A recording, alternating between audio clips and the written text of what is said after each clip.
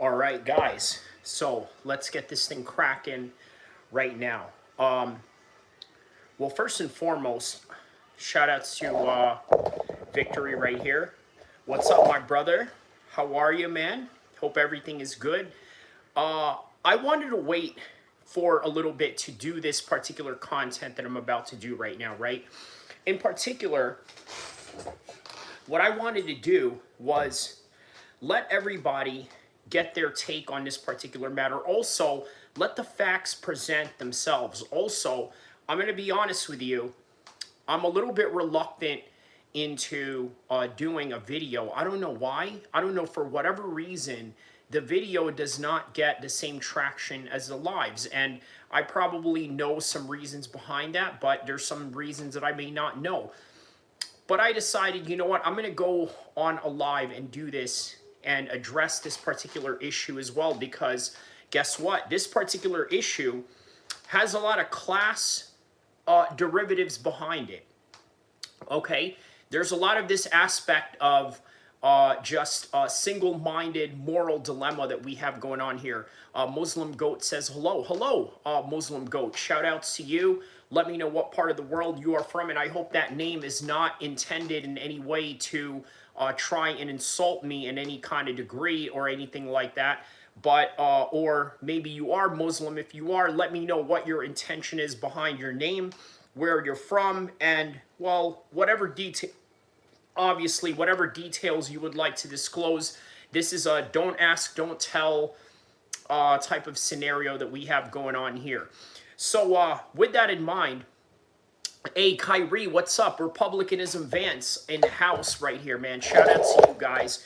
So, okay, here's what I wanted to talk about with this particular subject that I think is really important for you guys to try and understand, right? There's a moral dilemma that is being swept under the rug with this particular story, the UFC betting scandals, okay? Let me tell you the story that is being swept under the rug in this whole thing. And maybe it's not. Maybe there are other content creators that are bringing this up. But the aspect of low fighter pay.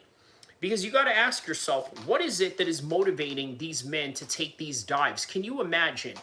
I never would have imagined from the time that I trained in Taekwondo, the time that I trained in wrestling, the time that I fought for amateur Muay Thai titles and things of that nature, where I had decided, you know what, I'm going to quit and lay down for the sake of whatever reason, right? Obviously, bets are not in this particular story because, let's face it, right? I'm a Muslim, and as a Muslim, I do not bet. So I am totally exempt from this particular story of this betting scandal that is going on right now.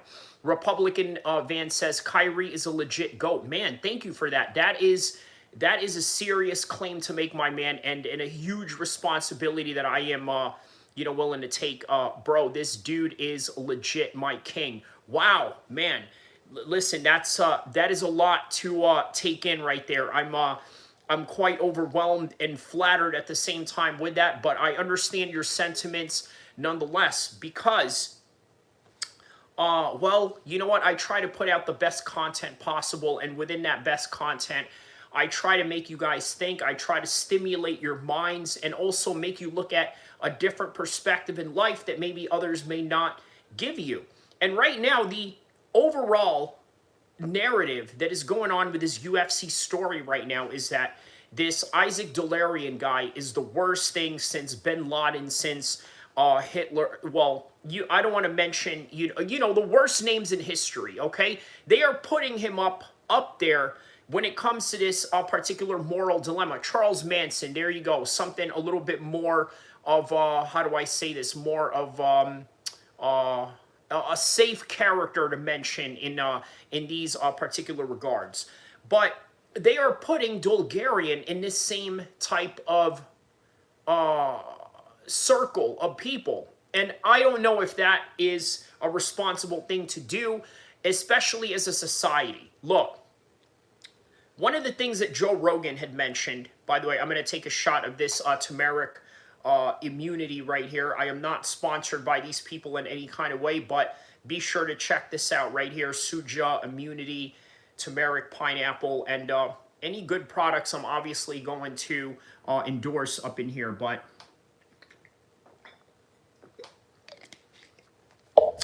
JD Van says, this man will let you speak his mind as long as you don't disrespect him. He is the undisputed GOAT. Keep doing what you're doing, Kyrie. The world needs more people like you. You know what, Vance? I know where this sentiment comes from, right? I think it all started with the Charlie Kirk video that I did, which, by the way, till this day, is still one of my biggest live streams ever. I mean, we're talking about like 31,000 people that pulled up in that, right? And within that 31,000 people that pulled up, let me tell you, that right there was a firestorm. There were people out there that were praising Charlie Kirk, which obviously was, you know, a given considering of his untimely demise. But then you also had people that were literally trashing this man to the point where they did screen names with his name and saying something to the effect of such and such is burning in Jahannam right now. And for those of you that don't know what Jahannam is, I urge you to take a look at what that means in Arabic. Obviously, it means the lair of Satan's dwellings, right? So obviously, these were part of the chats, right? So more than anything, more than my own live stream itself, this particular chat was well, it's what made the stream. More than me moderating it, more than me hosting it, it is what literally made the stream, because at that time, people felt really strongly one way or the other about Charlie Kirk, and as a result, you know, people spoke their minds, and the algorithm just happened to have worked in my favor for that day. But that is literally what Vance is talking about when he's saying that I let people speak their minds. And also, yes, he's right. You know, if you do disrespect me in any kind of way, obviously I'm going to get at you in the harshest way possible, because that's just not going to be tolerated on my end, right? But if you want to speak your mind about other people that I don't know, or other people that may not be affected by me in any kind of way, that's okay too. You know what? Here's another thing. If you have something bad to say about Islam or the religion itself, we can have that debate. Let's talk about it. And then we're going to figure out which ideas are the best, or if you even want to go there. Because by the end of the day, let's face it, even if you are a better debater than me, you're not going to sway me away from the Islamic way of thinking. And even if I am a better debater than you, it's not going to sway you away from whatever notions or narrative or ideological settings that you have that could be in contrast to mine. Right? So that's not going to change in any kind of way. But what we can do is stimulate our minds and also learn something new. And also, I think what Vance also means is that, hey, you know what? I am not above being corrected. I'm not above being corrected. I don't stand on my principles based on my first preconceived notion. I go with what is correct. So with that in mind, obviously, those are just some of the intro that we have going on for this one right now. Let's see here. Van says, thank you. I got to get off. I hope you have a great night. Good luck with the stream. God bless America. All right, man. Well, thank you for that, Mr. Vance. Obviously, that's not your real name, but that is obviously a name that you use to show your allegiance or your enthusiasm for JD Vance. And obviously there's a year attached to your name, which is 2028, indicative of Vance's intentions and advances to go and run for presidency. Greg Boo says, hi. Greg, how are you, Greg? Let me know what part of the world you are from, my man. You are very much welcome here, and I hope that you do enjoy the live stream that we are going to do right now, because we are going to talk about some very serious topics that is involving the world of MMA today, and in particular, the betting scandals that are going on right now in the UFC, okay? So I guess the best way to really make a thumbnail off of this is that I'm going to put down the UFC symbol, okay? And then I'm going to put the FBI symbol on it as well. And then the symbol of the EBT that is in the United States right now, because this is all correlated in some kind of way. All right, so all right, let's see here. So, okay, let's see here. Shroud Tadale says Dickinson, Dickstown in the house. Okay, Medford, New Jersey. Okay, I don't know if that's a real town that you were talking about. He says, first time I've seen you not in a car. Hope you are well. Oh, man. Well, you know what? You must be an old school audience member of mine, because if you do remember, a lot of the videos that I've done before were usually in the car. And if they were not in a car, well, they are probably like at a park. So yes, this is quite a new and different, different spin to what we got going on right now. So obviously he says, why did your family immigrate here? Johnny Boy says, that's a very good question. So obviously, I can't really get into the details of, my family life, but how do I answer your question without doing that? Why did your family immigrate here? Well, obviously, America at the time of the 1980s and 90s was basically the top country in the world.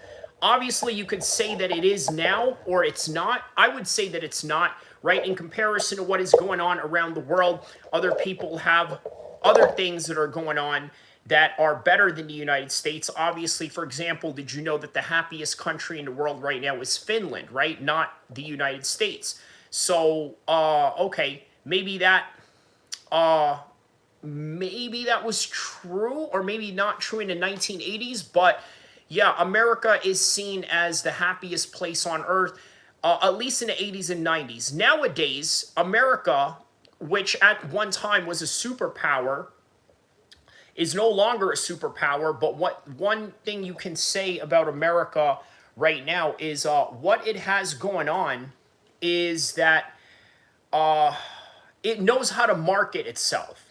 Okay, that's the best way to really put it.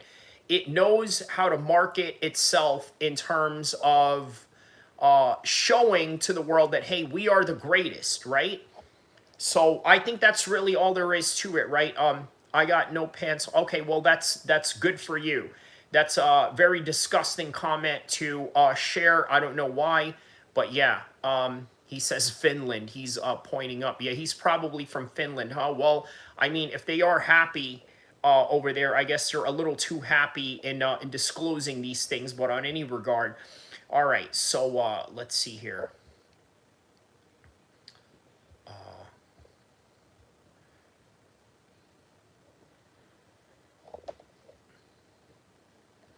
Okay, so hold on, just setting up my my thumbnail for this live stream right now. So let's see here. Okay, I brought the chunky peanut butter. You know what? I'll tell you what's very weird about going live at night in comparison to going live in the daytime, right? There's a lot of weirdos at night. Yeah, there's a lot of weirdos at night, and you obviously are classified as that. I mean, that's a weirdo thing to say. I mean, hello, like, why would you even say something like that? Like, very vile.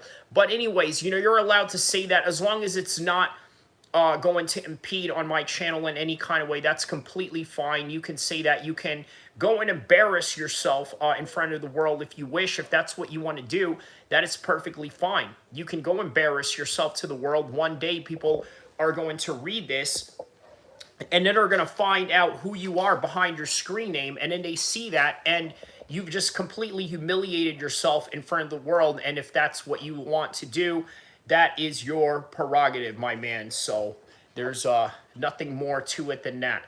Okay, so let's see here. Exactly. Why do people say that stuff? That's why I already... Oh, wow. Okay, well, that's very horrible of you to say. All right, so he says, goddamn the Jays. All right, well, look, I'm not going to say that I don't agree with that or agree with that. I'm going to have to get rid of that comment. You see, that's how this works right here, right? You can say vile things in here, but at the same time, he says, Money Ego says, What are you talking about, dude? We're going to get to that in a second, okay? We're going to get to the conversation that we need to get to in a second. I'm just setting something up right now. But what we are going to talk about is the moral dilemma that a lot of these fighters are facing in order for them to make these decisions that you are seeing right now in the current event that is going on with the UFC. And if you've been living under a rock, one of the things that's going on with the UFC right now is a betting scandal that is going on because a few fighters had decided to take a dive. So he says, I'm ready. Okay, let's go. Let's get it then, bro. I'm ready. Okay, well, hold on just a second, okay? Just wait on a second. I'm setting up a thumbnail, okay? Because I appreciate that you are here. I appreciate that there are other people here, but I also want to bring in more people here. In order to do that, I got to put up a pretty little thumbnail for people to get attracted to this. So, okay, so what I'll use is I'll use the California EBT card as the picture here to sort of, yes, okay. All right, so here we go. He says, who's your barber? Who's my barber? That's not somebody that I could mention, you know, out loud like that. But, you know, but yeah, thank you for asking regardless. Okay, so let's see here. All right, hold on, guys. Almost there in just a second. I did have an intro earlier just to kind of, yeah, you know, just to kind of give you a little bit of a synopsis of what we're going to talk about. But yeah, by the way, hit the like button, hit the subscribe button, guys. We're going to get cooking. And yeah, he says a glued on beard. No, this is not a glued on beard. It's all about money, bro. Yes. Okay. So Johnny Boy, he says fight Khabib. Okay. Real interesting comments that you guys got going on right here. So, all right. Let's see here.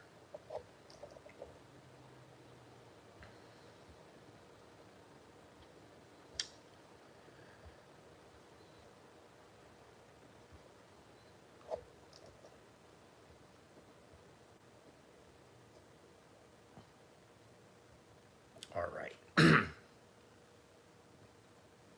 Lactose intolerant. Don't mention your barber. You might ruin his business. Yeah, I mean, yeah, real mature of you. Like, you honestly think that that's supposed to phase me? Like, listen, it's kind of weird some of the things that a lot of you people say here, or, you know, like, you, I don't know, like, do you feel better about yourself saying these things? Like, you know, really ask yourself that.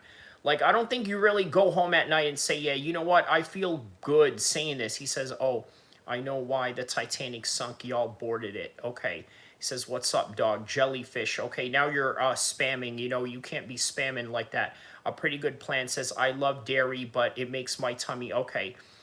He says, take your meds. It says, I don't know who you're talking to about taking your meds. Maybe you're talking to somebody in the chat, but okay. So, all right. Let's see here. Okay, there you go. I got, there it is. So I got the thumbnail going right now. So, all right, let's get to the topic and the subject matter at hand in about less than 1 minute and 30 seconds, okay? In 1 minute and 30 seconds, we are going to get to the topic at hand.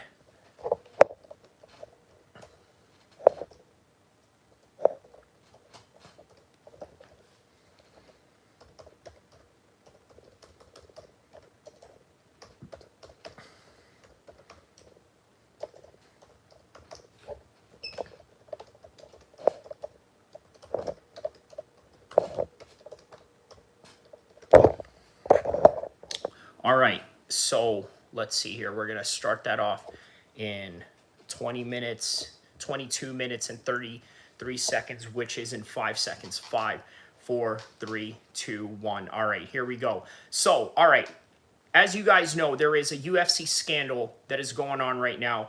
We're going to talk about the moral dilemmas of low-paid fighters, also the new information regarding the FBI's investigation to these gambling rings that's going on. And also, maybe later down the show, we're going to talk about why UFC 322 is a GOAT card. Okay, so here it goes. Something that you guys need to understand, right?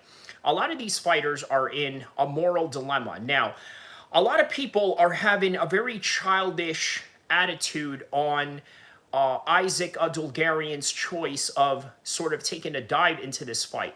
Their entire prerogative is, well, you know what, it is absolutely immoral for him to do so, and we should treat him like he is bin Laden, like he is the Austrian painter, like he is Charles Manson.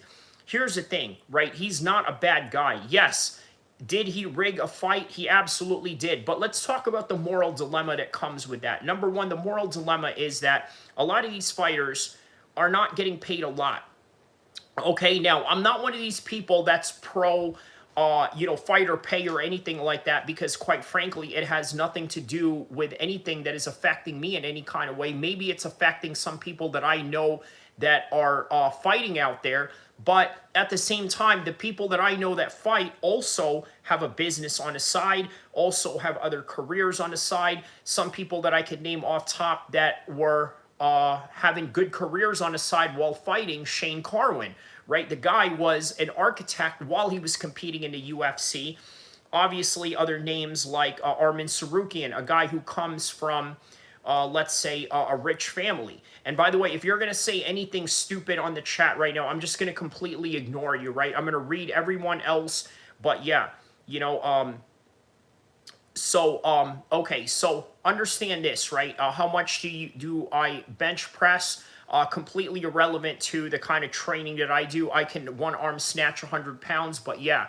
Okay, so Jack says, can you quit yapping? What a stupid comment, considering that you come to my channel to watch me, and then you just say that to feel better about yourself. But that's really all there is to it. You just want to feel better about yourself, and by the end of the day, you really don't matter. You don't have a profile pic. You're not on YouTube getting it popping or cracking or anything like that, and that's really all there is to it. And then all you other idiots that are on the chat right now that are talking about, oh, I found this and that, and I'm doing this, and I'm doing this while I'm watching your show. You're a sick idiot. Okay, go and get help. That's what you really need to do. Otherwise, nothing that you say is really real or anything like that. So let's continue on with this particular topic. He says, holy ish, this guy is my spirit animal. Well, there you go. That's what it is, man. Shout out to you. He says, do you ever dye your hair? No, I do not. I have natural black hair, and that's all there is to it. He says, guess what? Hello. So, okay, shout out to you. All right. He says, you don't have that damn chip. Give me the belt back. Or are you talking about that belt right there? He says, yeah, get help, brother. Are you talking to me or talking to someone else? He says, what do you guys think about cloning? Are you guys for cloning or not? No, I'm not for cloning whatsoever. It's not good. But all right, let's get to the topic at hand, right? A lot of these fighters have a moral dilemma, right? They're not bad people, especially not Isaac Dulgarian. Understand that Isaac Dulgarian has a situation going on where he has to feed his family, he has to feed his kids, and as a result, these are the only choices that he had, right? What would you do in that situation? Look, it's not an adult way of conversating when you can just have these simplistic moral dilemmas as to say, well, you should have not have done that. Okay, well, you're right, because by the end of the day, he has to suffer the consequences, the fact that he may go to prison, maybe for a couple of years, maybe not for a long time, but at the same time, this is a very serious case that is being targeted by the FBI. So it's nothing to play around with, right? He says, I just offended my car with, man, yeah, I mean, really disgusting look. So, I Grow Fighting says, I don't think anyone who accepts a bribe qualifies for your moral dilemma. They are dudes trying to brag about being in the UFC, making 20K. They are bullies in the gym, not very good people or fighters. Wow. Okay. You know what? I'm gonna highlight this comment right there. I Grow Fighting. Okay. That's a very interesting comment. Okay. And I'm going to tell you why.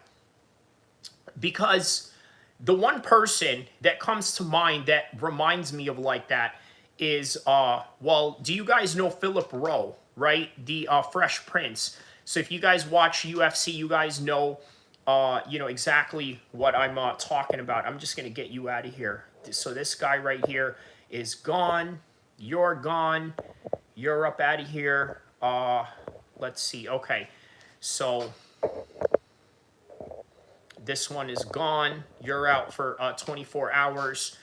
That's it. Sorry, Todd Smith. That's, you know, yeah. So, and then John Jones, you're gone because I know what you're going to say. You're going to say something, you know, completely racist. So I'm going to get rid of you. So that's it. That's just how it works, right? There you go. All right. So, one thing you guys got to understand, right, is that when it comes to this moral dilemma. Okay, you're right. Let's read that comment right back up again. Okay, he says, I don't think anyone who accepts a bribe qualifies for your moral dilemma. Okay, so they are bullies at the gym. They're not very good people or fighters. Yeah, Philip Rowe reminds me of this right now. Look, I don't know Philip Rowe from a can of paint, but what I will say is that, man, you know what? Philip Rowe is doing all this Will Smith stuff. I'm not feeling it whatsoever, right? You know, and I think that it's, I don't know, man. You know, it's just a difference of understanding. Nathan Meyer says, oh, we don't care, sir. Well, guess what?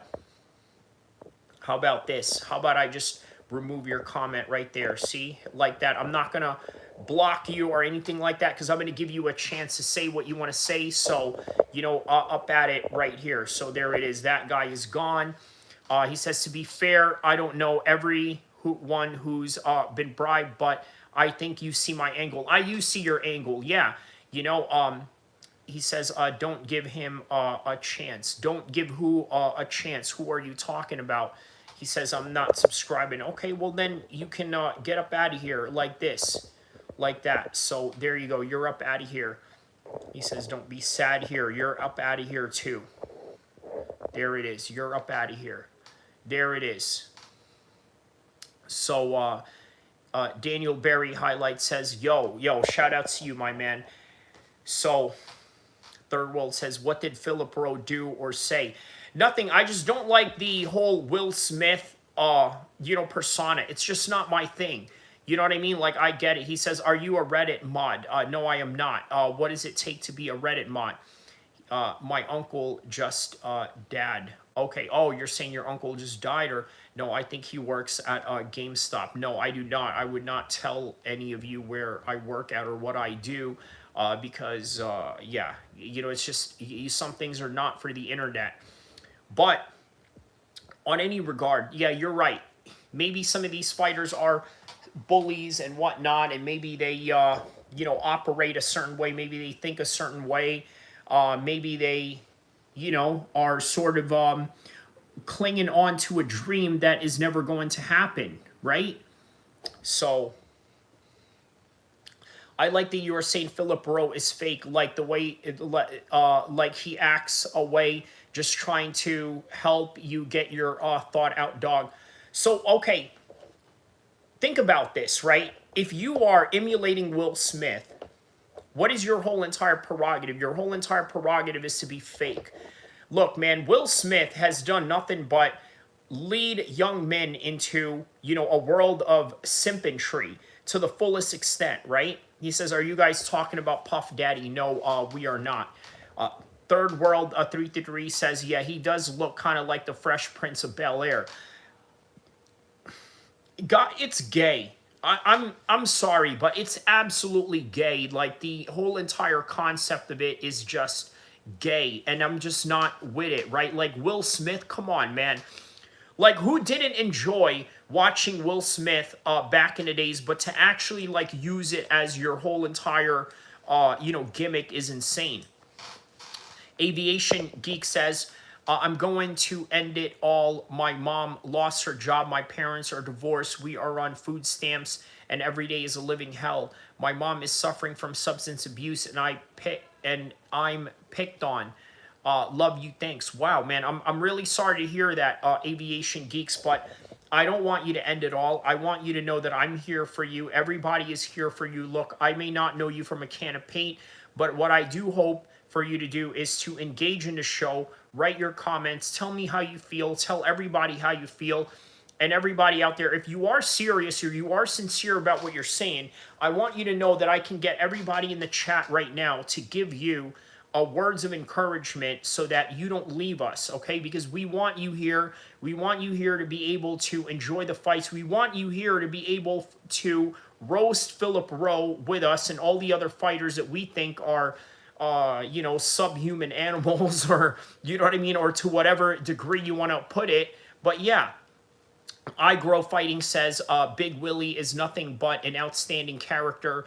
One slip up with Chris Rock, but Osi can make a man do dumb stuff. Okay, there's some truth to that, and that's what I mean. He literally led a whole entire generation of men into simpantry. So that's really the best way to put it.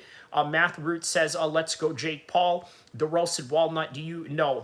I'm getting rid of you for that one. You know, that's a very stupid comment. Shirt says, what's wrong with being gay though? No comment. He says, oh my God, OMG. He says, is this what is normally like in here? I bet you're frustrated with the chat popping up. No, not at all, man. Not at all, bro. You know, look, I've done some, you know, some crazy stuff in this chat before, but yeah, it just depends on who's here and this and that. He says, clean up your beard. How about you mind your own business and you do what you do with your life, and I'm going to do what I do with my life. And a weird thing for you to come in here and do that, but the only reason why you come in here and do that is, quite frankly, you want to feel better about yourself. You also like the anonymity that comes with the internet for you to say what you want to say with no screen name, no profile pic, nothing like that. You don't put yourself out there, so you feel this need to say this. But if you were to say this to me in front of my face, guaranteed I would knock you straight off your stupid face, kick you in the leg, take you down, and then absolutely destroy you on the ground. On top of that, ground and pound you and make you scream for mercy. Really? He says, thank you. He says, don't do it, bro. They'll take your medical away. Okay. Juice Man says, that's what I hate about trolls. For they made us think individuals like that aren't being serious. Hope he's being for reals. Shout out to Juice Man, right? He says, if so, I got your back, G. There you go, man. Yeah, shout out to you. And yeah, give him a word of encouragement if he really means that way. Can you pronounce Funo Senfalography? Okay, I hope I pronounced that right. The little dwarf's main papa. Okay, stupid comment. He said, destroy, I will tell you, Jesus Christ. He says, chill, Papa Smurf. Okay, Papa Smurf. Little man talking like this, you won't do anything.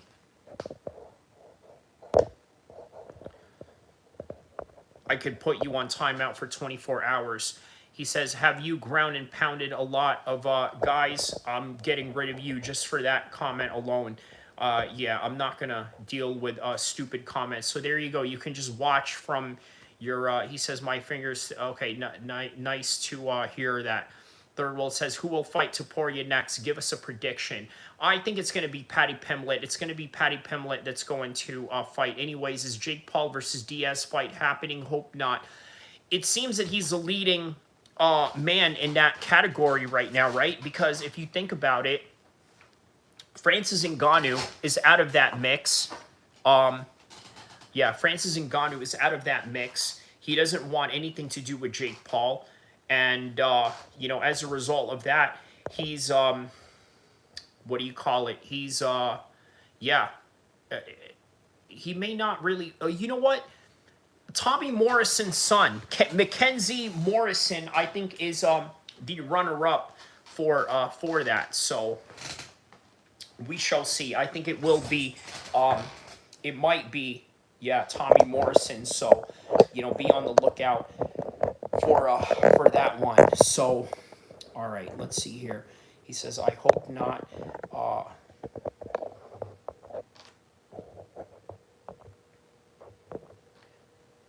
I tell you what, man, there's a lot of trolls, he says, a lot of trolls right now. A lot of you are going to be, He says, "Oh my God, it's Fatty. Oh no, there was just an earthquake you caused." I don't know who you're. You're definitely not talking to me on that one. See, that one is. Although I would like that fight to happen in MMA. I don't mind Paul and Diaz in an MMA match. Yeah, that's definitely not what they're going to do. He says, "What are we talking about?" The moral dilemma that a lot of these fighters have had to take, considering the fact that you know they are at a low pay, and then on top of that, it's like you have somebody come in there and try to offer them a bribe. You know, you don't think, you know what I mean? Like, of course they're gonna get in there. He says, "I think tacos fight." Okay, you have something on your beard. It's white. Yeah. Okay.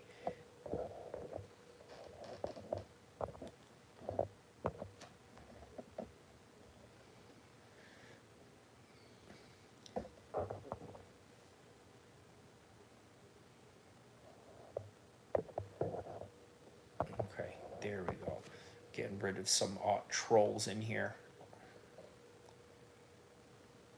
How are you doing? Very good. Very good. Very good. Shout out to you. Anyone know what I'm talking about tomorrow? Okay, so let's see. Let's go to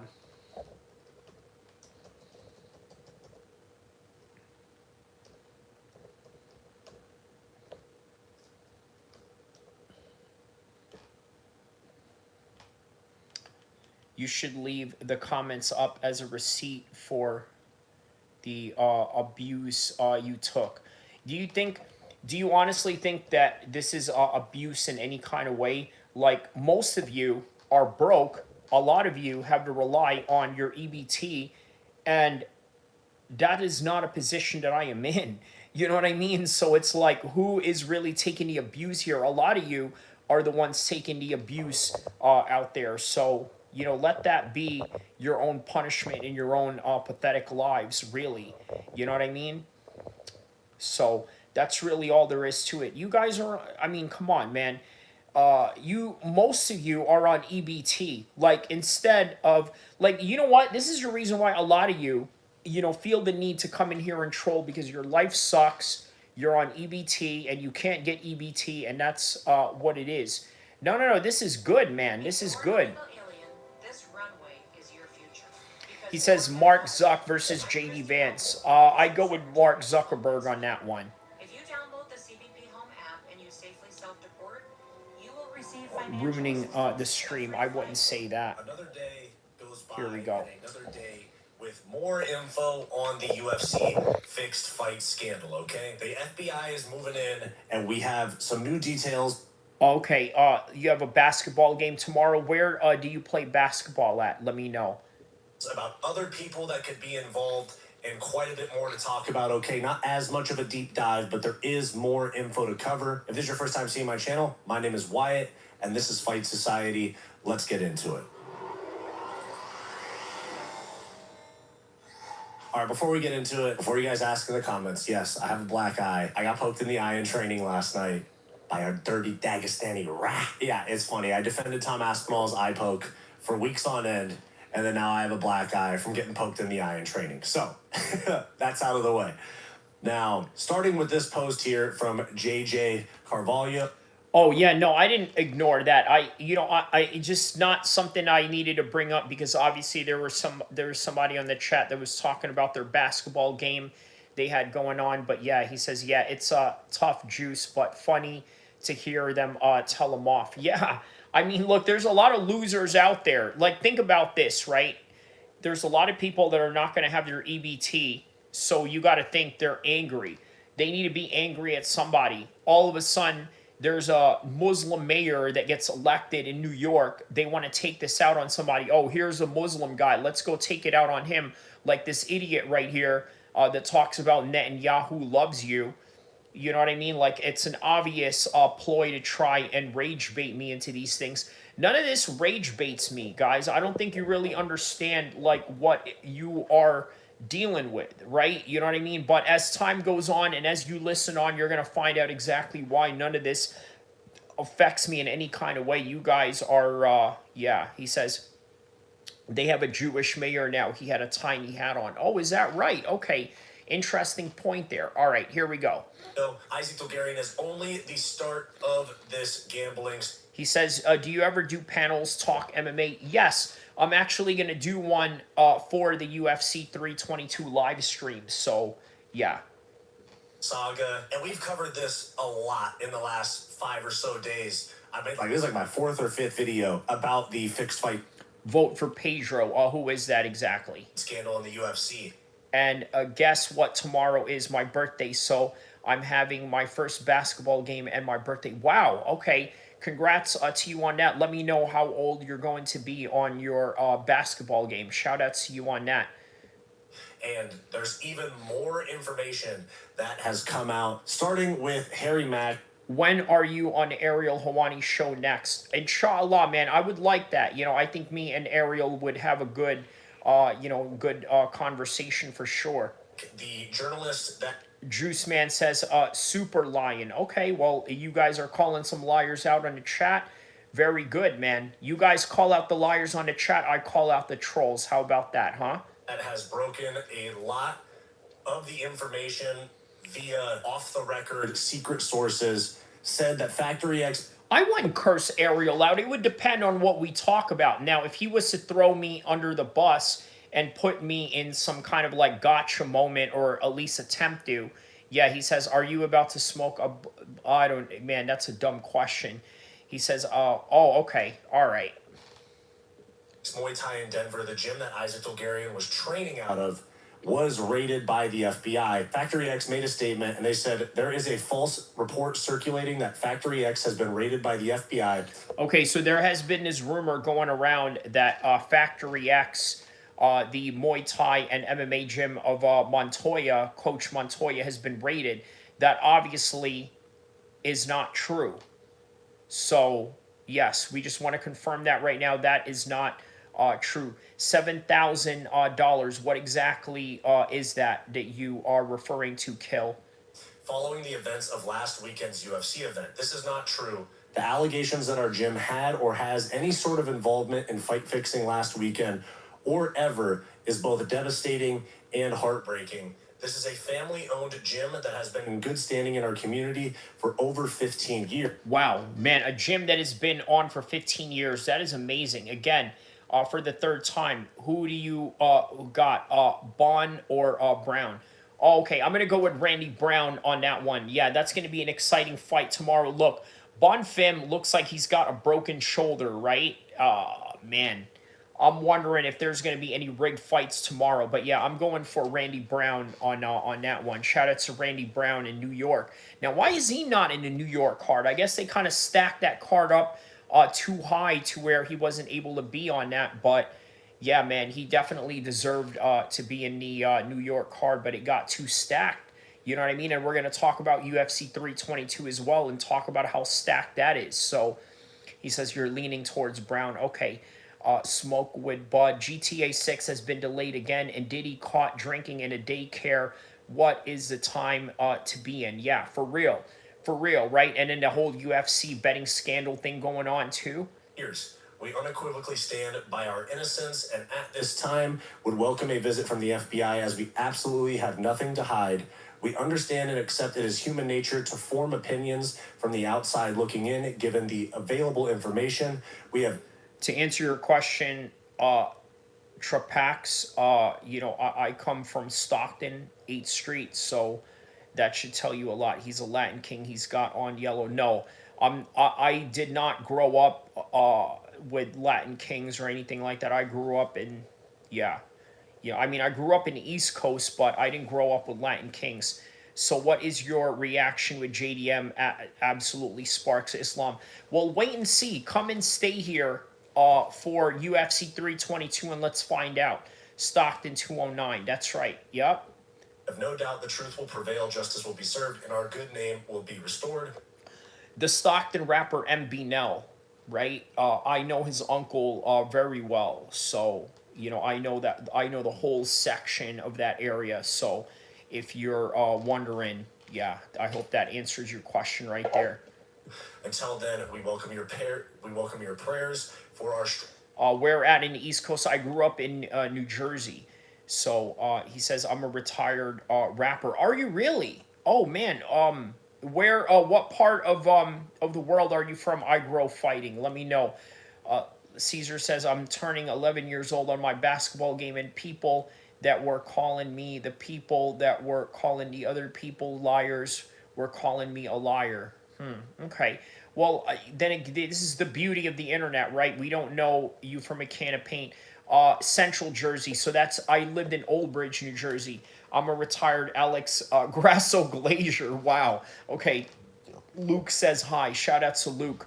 Strength and peace. And Harry Mack clapped back like immediately, saying, when I'm innocent and battling corruption allegations, I always invoke religion and call for prayers and unity. If we want to get technical, perhaps raid was the wrong choice of words, but the FBI conducted interviews and says, why no mustache? Well, it's a religious component. It's something that we as Muslims were ordered to do as sunnah by the Prophet Muhammad, peace be upon him. So, yeah. Lily says the other people. Okay, we read that part. Yes. The other people that were calling me liars in the chat that were calling me a liar because they don't believe my birthday is tomorrow on my game. Yeah, well, I don't. Yeah, I mean, look, you could be sincere. Who knows, right? But he says, what's the reason behind that? The reason behind that is for Muslims to be able to identify each other, because back in the days of the Prophet Muhammad, the Christian clerics had beards, the Jewish clerics had beards, and then the other religious gurus, they had beards. So we had to cut the mustache in order to identify each other. He says, Ryu says, my wife left for my childhood. Wow, okay. Yeah, I'm sorry to hear that. Hope everything goes well with you. Diaz versus Colby, I'll go with Diaz. I'll go with Colby on that one, just based on the wrestling alone. And collected cell phone data from Factory X fighters, and Factory X responded to them. All right, so they didn't raid the gym at Factory X. What they did was they confiscated the phones of the members that were involved. So, yeah. That saying news to us. We also welcomed prayers and peace, didn't invoke religion or ask for unity. To be technical when battling false corruption allegations, we actually do prefer facts. And Harry Mack's credibility is getting called into question because he did break some of the very, very early info regarding this case. And now Jason Herzog and Factory X are attacking his credibility. So far, Harry Mack's info has been good. Many people are... Third World says, nah, Diaz would win. Against Colby, I don't know about that. They going to dig deep in them phones. Oh, they will. Yes, they absolutely will dig deep in those phones. Yak says, so you have a Jew and a gay on the roof who doesn't get thrown off, trying to understand the Muslim perspective. Okay, so who doesn't get thrown off in that roof? If you're asking within the context of, let's say, an Islamic society, it would be the Jewish person that would not get thrown off. Yeah, just saying. Genuine question. How do Muslims feel about non-Muslim whites? Okay, well, it depends who you ask, right? Depends on what part of the world they are from, or, or the type of relationships that they have with non-Muslims in that area. For example, you're going to get a different feel from somebody who's, let's say, from Dearborn, Michigan, as opposed to somebody from London, right? And it will also depend on their religious standings. So JTC says, what is good? Shout out to you. Robert Sheep says, what is your opinion on the rise of testicular injury in women's sports? Wow, I didn't even know that was a thing. I don't think I have really any particular opinion on that. Juan Savino says, hello from Jewish people. All right, well, shalom to you. Shout out to you, my guy. He says, do you think that fight was fixed? I still don't know. Which one? Which fight are you talking about that's fixed, my man? Cole says, is that not considered blasphemous? What's blasphemous? Explain that. Tommy Bradley says blah blah blah. Well, blah blah blah. That's what you come in for. Live stream, right? They come in here to blah blah blah. Now imagine if I just stood here like this. Which, by the way, there are moments where I do that. I just sit here quiet like this, right? But then, you know, eventually you're gonna have something to say. So very childish comment on your part. You're an idiot. Go F yourself. Not following the Quran to the T. Yeah, I think you're trying to make some sort of got you moment questions, or I don't know, man. But Chill says each time I play Clash Royale, when I have a log bait deck, my opponent always at least has some mid ladder deck, especially with the Mega Knight. Okay, not at all. Just genuinely curious. So what is your original question? Your original question is who gets thrown off a roof between a Jewish person and a person who is, let's say, an Elton John, right? And I told you that it's an Elton John. It is not illegal in an Islamic, country or an Islamic state to be gay. He says no. That's why. No, that was a different guy. Okay. iGrowing says, I want to see if people will come talk trash to me if I go live. Nice to meet you, bro. I'll catch you later. A shout out to you, my man. I train too. I've fought before, by the way. So, okay, when you ask me how they feel about non-Muslim whites. Yeah, look, it's not necessarily just white people in general, right? Like, you have to remember, there are Muslims out there that are currently fighting other people that are non-whites who are also non-Muslim. I think it's just a matter of, religious differences as to why they have a conflict or hate certain people. Yeah, Max says, Christian or Jew now on the roof, who gets thrown off? None, because they didn't do anything gay or Elton John like. So yeah, so that's what it is. Of course we know Jesus, peace be upon him. We love Jesus. He says, yeah, so shout out to you guys. Are going at him saying you won't reveal his sources. I had some secret sources myself. No, not of that, King Rainbow. Off the record sources that gave me some information, and people called my credibility into question when I didn't go public with who gave me the information. Apparently, people on the internet do not know, like, any sort of... So one that not be following the Quran to the T. Okay, so Cole, let me explain something to you, right? I have business partners, I have friends, I have other homies that are not Muslim, right? And I conduct myself with them in a different way than I would with a Muslim, and that is for a reason. So I hope that answers your question, right?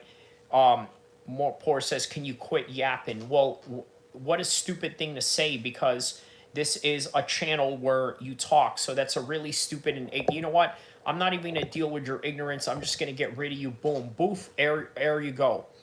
Out you go. Out you go. Go make a new screen name and then come back and then rewatch me and then come talk your smack again, because I will absolutely welcome it. So, yeah, man. I seem to be the type to attract trolls, but you know what? I mean, it's a good problem to have. He says, what is yapping? Apparently talking, right? Apparently he wants to come to a channel that is designed for people to talk in order for him to tell somebody, hey, don't talk, so he can feel better about himself because he hasn't gotten his EBT this month yet. Ooh, a lot of you, every time, listen, if you're an EBT recipient and you're a bum, more than likely you're going to come in here and talk smack. Now, look, the reason why he says, stay strong-minded, bro. These trolls are too much. They're nothing at all. Can you slow down a bit, please? Well, slow down exactly. What do you mean slow down exactly? Please elaborate to me what you would like me to slow down. If you want me to say it slower, let it go, dog. It's over. Doing my little Eminem voice there. He says, I know a guy who plays games without saying anything, LOL, and he sucks at them. Okay, well, there you go, bro. Can you smoke a cigarette in the rain with that nose? Yeah, very stupid comment of you to say. Off you go, because once again, another brokey who didn't get their food stamps. You're poor. you know, everyone hates you and your family. You can't provide. You can't do anything for yourself. So that's what it is. They're a nuisance. Respect to you, bro. Though, bro. No, it's not a nuisance at all. It's actually great entertainment. Like, do you guys not realize what you are doing is you're actually helping me? You're actually helping me get a better channel, get better traction on my channel, and I encourage you to do it some more and some more and some more. So yeah, there's that. King of Rainbow says, what's wrong with being poor? That's a good question. There's nothing wrong with being poor, because I know a lot of people who are poor that would absolutely go and run up on you, click, clack, bang, bang, and end you for whatever you're worth, right? I know people in the hood that will do that for me. There's nothing wrong with being poor. But if you want to be an enemy of mine and you want to talk smack, I'm going to come after you and I'm going to address what you're going to say, and then I'm going to dress you down to your lowest common denominator. And the only thing that I can think of, if you're going to come in here and you're going to talk smack, it is only because of the current EBT crisis that is going on right now that you need an outlet in order to go and smash on somebody, because life is just basically smashing you all over the place. So you want to come in here, you want to blame the world, you want to blame the Jews, you want to blame the Muslims, you want to blame the blacks, you want to blame the minorities, you want to blame anybody that you want to blame in order for you to somehow ignore the problems that you have in your life. And that's the only way I can really come up with a reasonable answer as to why you would come in here and try to destroy something that I'm trying to help build. He says, wouldn't they be slow instead of poor? I mean, slow and poor are, I don't know. I think there's a correlation to that, don't you think? Faces says straight up, are you a liberal? Yes or no? No, I'm not a liberal at all. Nor am I, nor do I identify as an American conservative. I identify myself as a Muslim that has a lot of, you know, conservative values behind it. So, you know, we can go off of that. Cole says, are there things in the Quran that are more important than others? Well, what do you mean by that? Liam asks, what race are you? I'm half Arabic and half Pacific Islander, but mostly Arabic. Don says, I identify as a Nat Sok. Okay. National Socialist. Okay, so you're an National Socialist. Okay.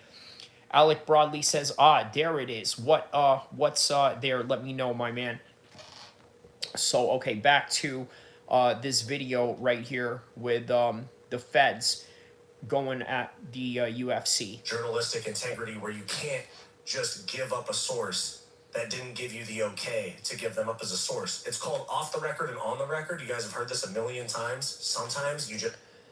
He says, that holds more weight. Like you said, you're okay with non-Muslims, but other Muslims aren't. Is there a reason for that?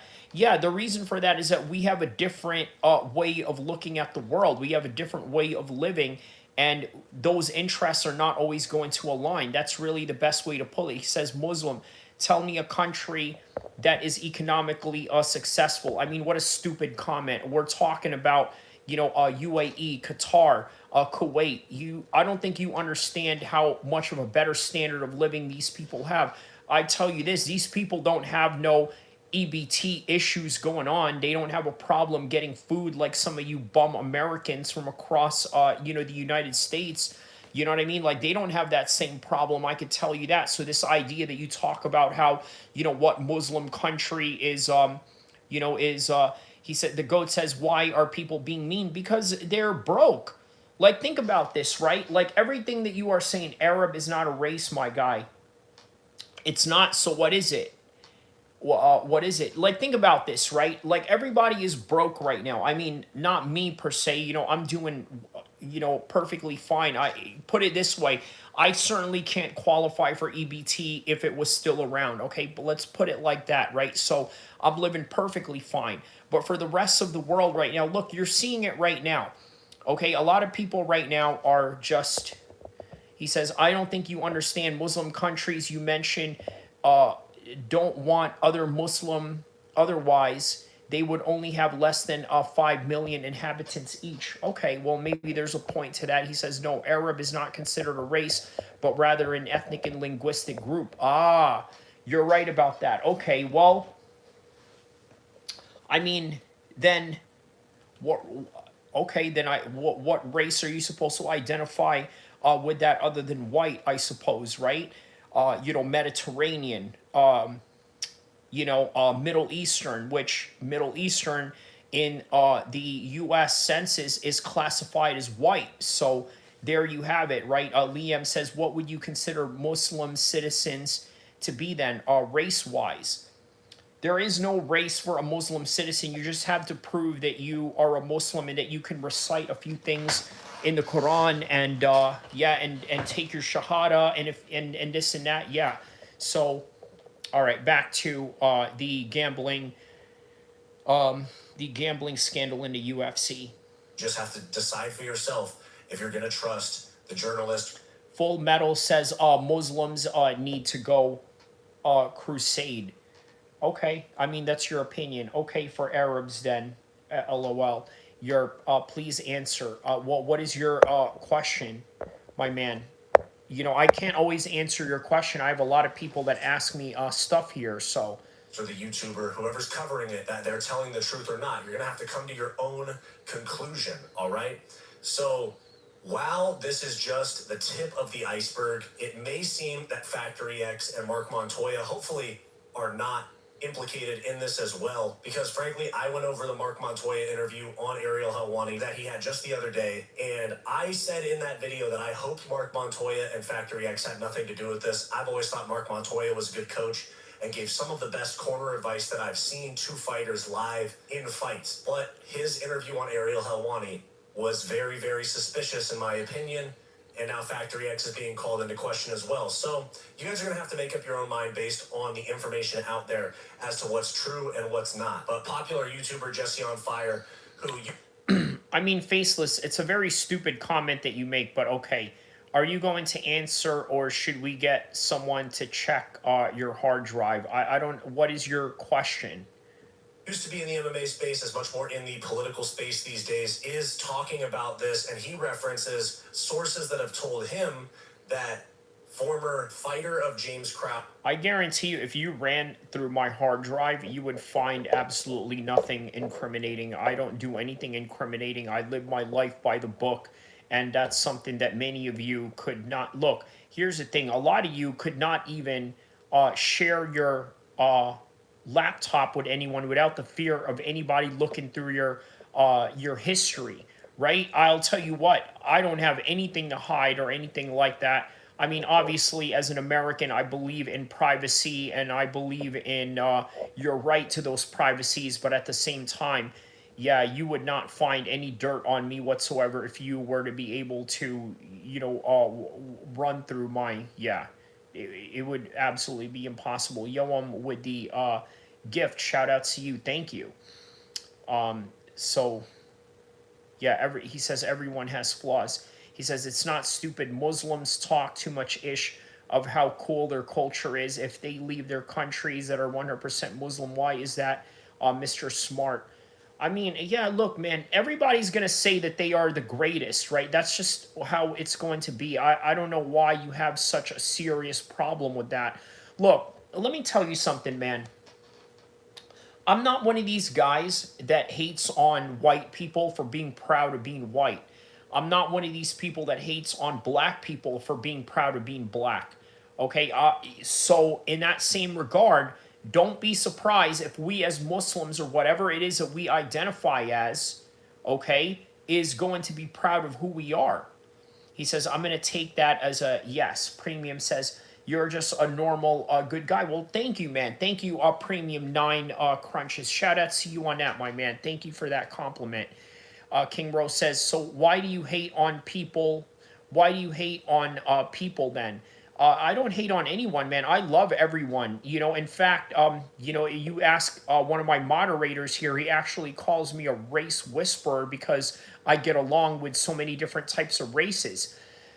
Sharif says, Faceless doesn't understand that dropping bombs on apartments creates a refugee problem. Well, there you go, right? If he doesn't understand that, then we really have nothing to talk about because you're either going to try and learn or you're either just going to try and create some kind of confusion or some kind of conflict for your own well-being. Mr. YouTube says, why are you ignoring the question? Why does your religion condone abusing children? We don't. There's no religion that condones abusing children in any kind of way.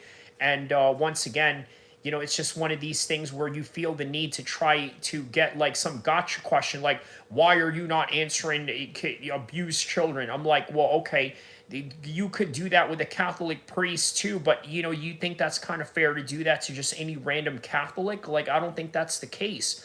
He says, why do you think being a Muslim is so special when you still commit sins? Well,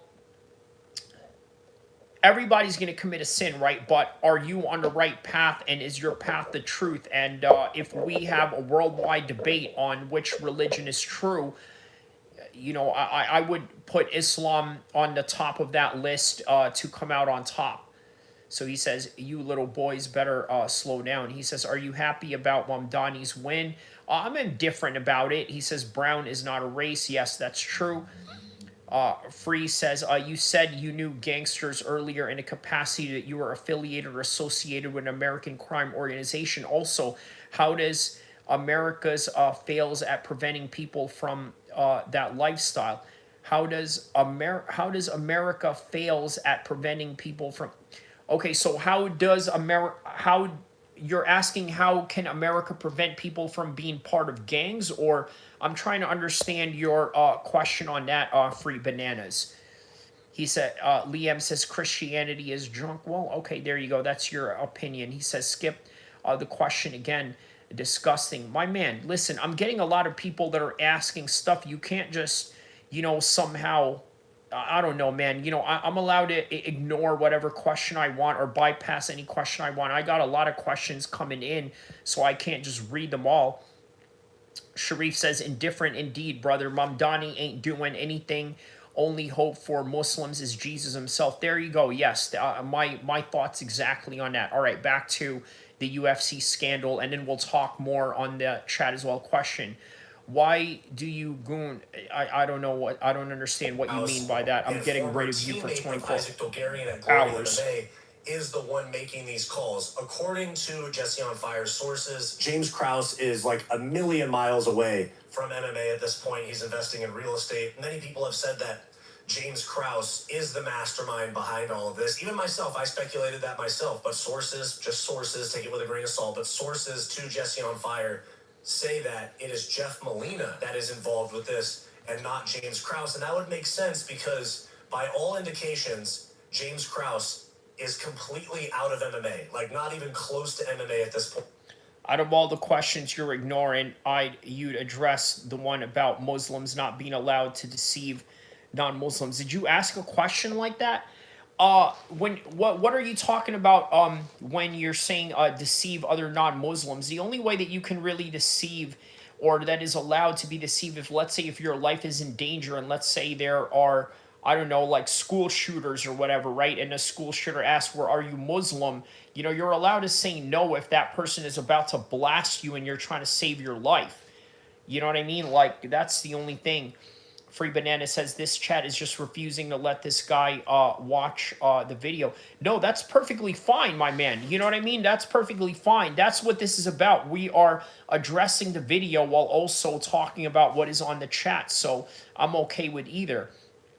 Faceless says, why are Palestinians not allowed in other Muslim countries? Egypt, KSA rejecting them.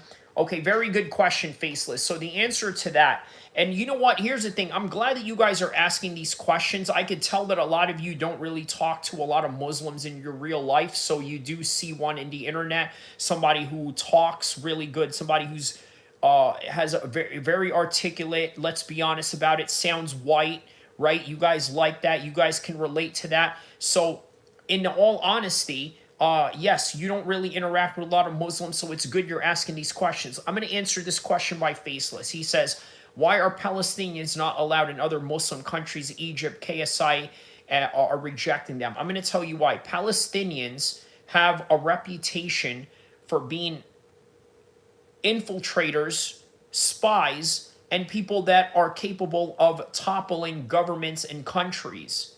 That is why. When you look at groups like El-Kheer or the Muslim Brotherhood, which obviously the Muslim Brotherhood is are the people behind El-Kheer, right? A lot of them have Palestinian leadership. So as a result of that, guess what? All of these things that you are seeing in America right now, right, that's sponsored by CARE, that's sponsored by all these Muslim organizations, ISNA, right? You guys know ISNA, right? The Islamic North American Association, right? They are all Palestinians. And the Egyptians, the Saudis, the Kuwaitis, the Jordanians, they don't want them in their country because why? There it is. Food Stamp says, we don't care. He says, yo, idiot, turn down the background music now. I don't know what background music you are talking about, but your name is Food Stamps. You expect me to take you seriously? Point, investing in real estate, this, that, and the other. Whereas Jeff Molina, still very much involved in MMA. I believe he signed with BKFC now. He's still a fighter. And so if there is still, this is just... Murda says, can you please explain the similarities between Islam and Jesus Christ? Well, for one, I could tell you that as Muslims, we do believe that Jesus Christ will come back down, right? The similarities that they have, what similarities do they have? I mean, nothing really. There's really not a lot of similarities other than the fact that they believe in one God. And then one can argue that maybe Christians don't really believe in one God because there's the Father, the Son, the Holy Spirit. It's a Trinity. So therefore, it may not, hold up to the aspects of monotheism. So speculation here. If there is still connections... Liam says, not this Jesus Christ BS again. Hey, you listen, my sentiments exactly, but you know what? MMA is full of right-wing people that are Christians, so and they're coming to an MMA channel, so it's perfectly welcomed. Two Glory MMA fighters or former Glory MMA fighters that are involved in fight fixing. It very well could be Jeff Molina. This is Jesse on Fire right here saying that his sources say it's Jeff Molina. Everyone knows he made the call. It's time to ask more of our bros. Okay, so that is a shocking revelation right there, right? Jeff Molina is behind all of this, and my speculation, it may have something to do with the Mexican cartel, because Jeff Molina, I mean, who's going to tell him behind the scenes? A Blood, a Crip? I don't think so. An Asian gang? I don't think so. The Italian Mafia? I don't think so. So there you go. Jonah says, dude, if God was unreal, how is there people that died and think they are just going to see black who made the earth? Okay. Faceless says, why Muslim countries like Qatar, UAE, Dubai, Kuwait, RSA restrict citizenships? They hire more Indians than Arab Muslims. That's a good question. I mean, it's obviously an economic strategy. So, Murda says, do you believe that you're not experienced for a fighter until you get a cauliflower ear? My man, I've been grappling for over, 10, 20 years. If you want to add wrestling into that, I don't have cauliflower ears. So it's all really random in why people get it. So, and again, I don't think it's indicative. A lot of people that are high-level grapplers don't have cauliflower ears. For example, Brian Ortega doesn't have cauliflower ears. I don't know why. Maybe it's just years of training with long hair that perhaps it was able to cover his ears in some capacity, but yeah. Listen, my information ends at Jeff. Like, I know nothing aside from that except for who's making the calls, Jeff Molina. That's all I know, okay? So if there's a big syndicate behind him, I don't know about you guys. I know nothing except it's Jeff, the one is making the calls. And then so I would ask, you gotta wonder, it's like, hey, Jeff, why do you think they're having you make the calls? Humans did make words and stuff. Okay, Faceless says, so if you can recognize Islam has different branches of differences, are you okay with Europeans pushing Muslims out of their countries, right? I mean, but that's not realistic though, right? Like, see, a lot of you who have this ethnocentric project that you have for the United States and America, I mean, it's just not realistic. And Nico says you need to be an announcer. I hear that a lot, my man. Thank you. Thank you. Well, you know, having a YouTube channel is the next best thing, and hopefully it does get me discovered in some kind of way. Thank you for that. What you can do, hit the like and subscribe button. Also hit me with some super chats. Support the channel. And yeah, he says even flow comes to earth like butterflies. Okay. I'm just saying, like, Yeah, so it's not realistic. Like this idea that you say, all right, let's kick all the Muslims out, that's just not going to happen. why do they have you doing it? You know? So there is Jesse on Fire. I'll link the video down below. You guys can go watch it yourself. So Jeff Molina, they are saying that it is Jeff Molina that is behind all of this. And for those of you that are not even tapped into MMA, you can't even fathom who Jeff Molina is or why he would even do this and how would he even be involved in any of this, but on any regard. And make up your own mind. I'm going to say that a lot because we're getting to that point where it's not all just incriminating information against these fighters and former fighters. We're getting conflicting stories. We have the UFC running D for their own integrity, but it looks like there could be some sort of betting ring involved with UFC fights. Is Dana White involved? I don't know. Is James Krause involved? It doesn't look like it anymore, but his former fighters still are, and that's what makes Jeff Molina seem like kind of the operator for some sort of betting ring that is involved in UFC fights. And furthermore, atrocious, literally terrible UFC fighter, Cedricus Dumas, who's also a terrible human being, in my opinion. Criminal, woman beater, violent criminal, to be honest. Loses fights badly to other bad fighters and has not been cut. This right here says, investigate this, please. Fighter added Cedricus Dumas. Quick break. If you're loving this video and you want more from Fight Society, click that join button down below to become a channel member today, where you'll get... That's it. UFC, you would be perfect. Thank you for that. He says, once again, ignore my question. You could just lie to me, man. Yeah, I don't know what you mean by ignoring your question. He says, what are you advocating for? You speak English well. I support it Sharia. I support it Sharia? What do you mean? I don't understand what you mean by that. But thank you anyway, Joey. Willie, you're going to have to elaborate a little more on that. Get access to members-only live streams, behind-the-scenes vlogs, and all the unfiltered stuff that we don't post to the main channel. Back to the video. And given his effort against Dante Williams last weekend, there's other people... Mark Haney, shout out to you, my man. What's going on with you, my man? Legend in the chat right here. He says, where is your mustache? Yeah, I can't, I don't have a mustache. I can't grow a mustache. How about that, right? You know what I mean? You're asking where my mustache is. I can't grow one, so there you have it. He could be involved in the betting scandal as well. Now, this is purely speculation. I'm sure that he is going to slide in my DMs again because the last time I made a video... Ichikara, don't know how to spell it, the country. Anyways, what are you about? Discussing Islamic peoples and their situation? No, I'm an MMA channel, but it just so happens that we delve into politics as well. So, yeah, it's a hybrid of MMA and politics. So, Mr. Scooty says, did you model? You look on those Willy toys. Yeah, I don't know what you mean by that.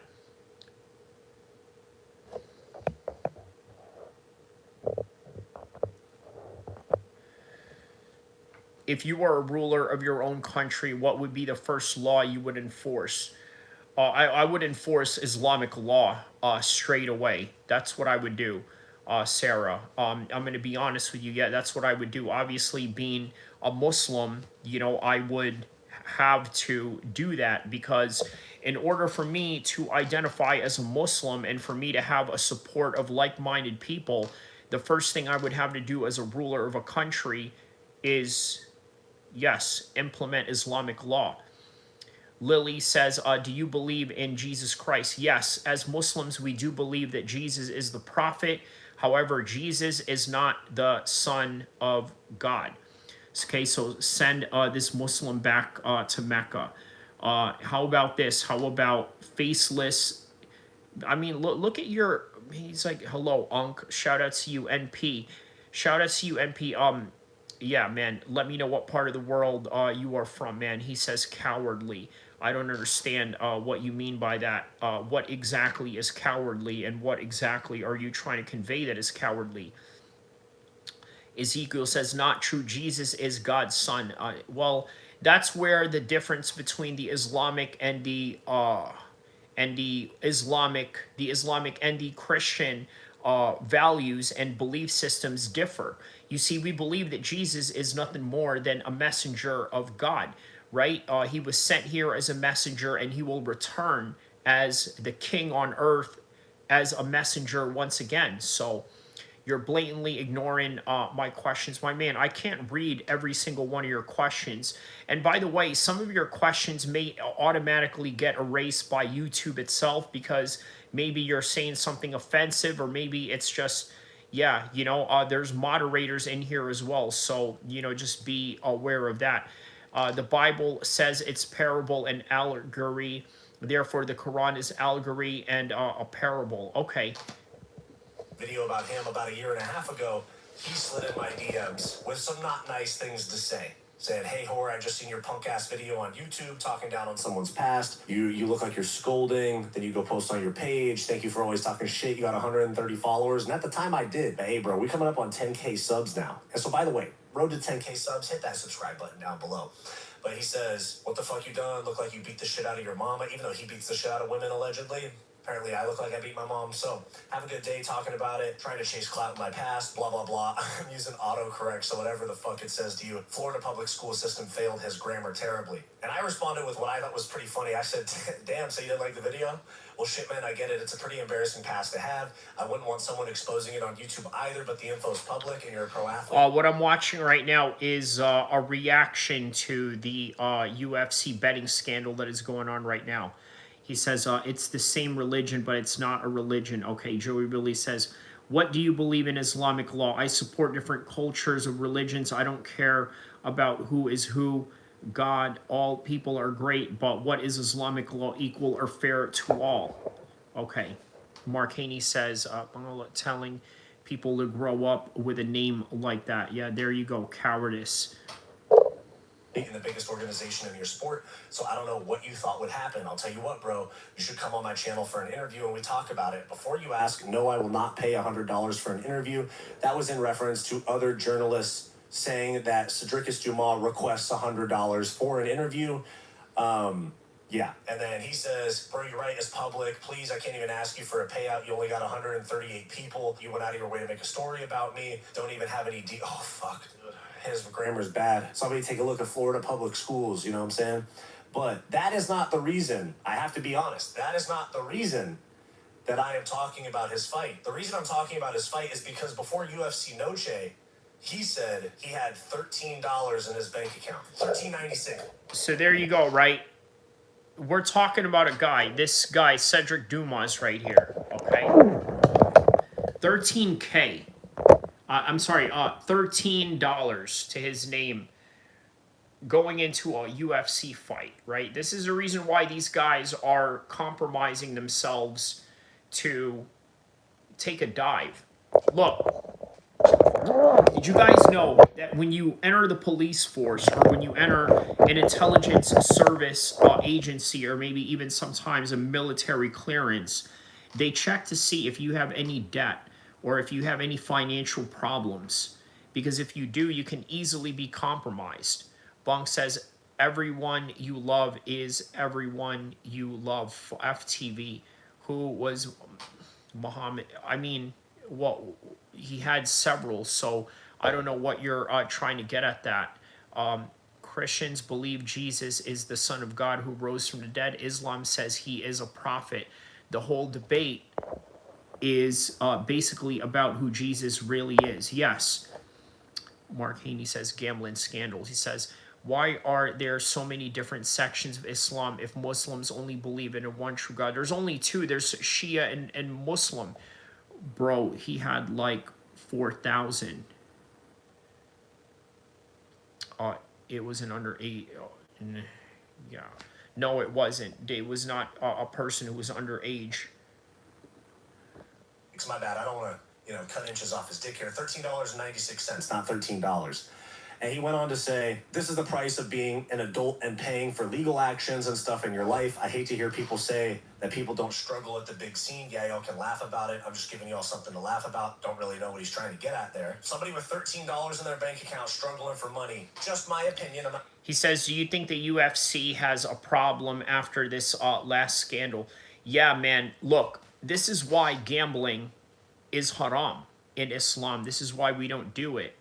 Now, I want to ask the Christians out there, why is it that gambling is not discouraged? I mean, I'm sure it's not I'm sure there are doctrines in the Bible that tell you and warn you about it. But why is it not heavily emphasized in the way that it is in Islam? I let you guys talk about that. He says this channel was promised to me 3,500 years ago. Okay. Not accusing him of anything, very well could be somebody that would get implicated in a fight-fixing scandal when you are facing legal charges left and right. You have legal fees. Yes, to answer that question, Bell Roth, yes, we do have free will. Bro, Cole, you're not funny, laughing my ass off. Get out of here. To pay, and you have $13 in your bank account. So this was his loss to Dante Johnson, not William, sorry, Johnson, Dante Johnson, this past weekend on the same card as the allegedly fixed Isaac Dolgarian fight, where he got submitted, and frankly, it didn't look like he tried to get out of this submission. You guys tell me what you think in the comments down below. The Anaconda starts to get locked up, and Johnson isn't even in the best position to finish the Anaconda choke. You'd actually want to have their bodies going towards each other where they're like this, and then you start to crawl and hook the opponent's legs so you can crook their neck and tighten the choke. But here, it doesn't look like it's all the way in. Look, let me explain something to you, Cole. The chronological order of when they met versus when they married are two contrastingly different things. He did not marry a 10 or a 9-year-old, right? He married somebody that was of age at that time, and it was not at 10 or that age. Have they met around that age? Yes. For the same reason that Billy Bob Thornton may have met Angelina Jolie when she was 10 years old, but it doesn't mean that he married her when she was 10 years old. You understand? So he says, do GAY people have rights under Islamic law? Well, here's the thing, right? There are GAY Muslims that live under an Islamic state, and I don't know. I mean, they don't seem to have any problems, so I don't know. I mean, but it's, look, no religion is okay with that lifestyle is what I'm saying. He says, because that's what I heard. Now I'm talking to a real Muslim, kind of the best person to ask. I don't know why y'all getting so pressed. Well, I answered your question. Did I not answer your question about the chronological order of when they actually met versus when they actually married?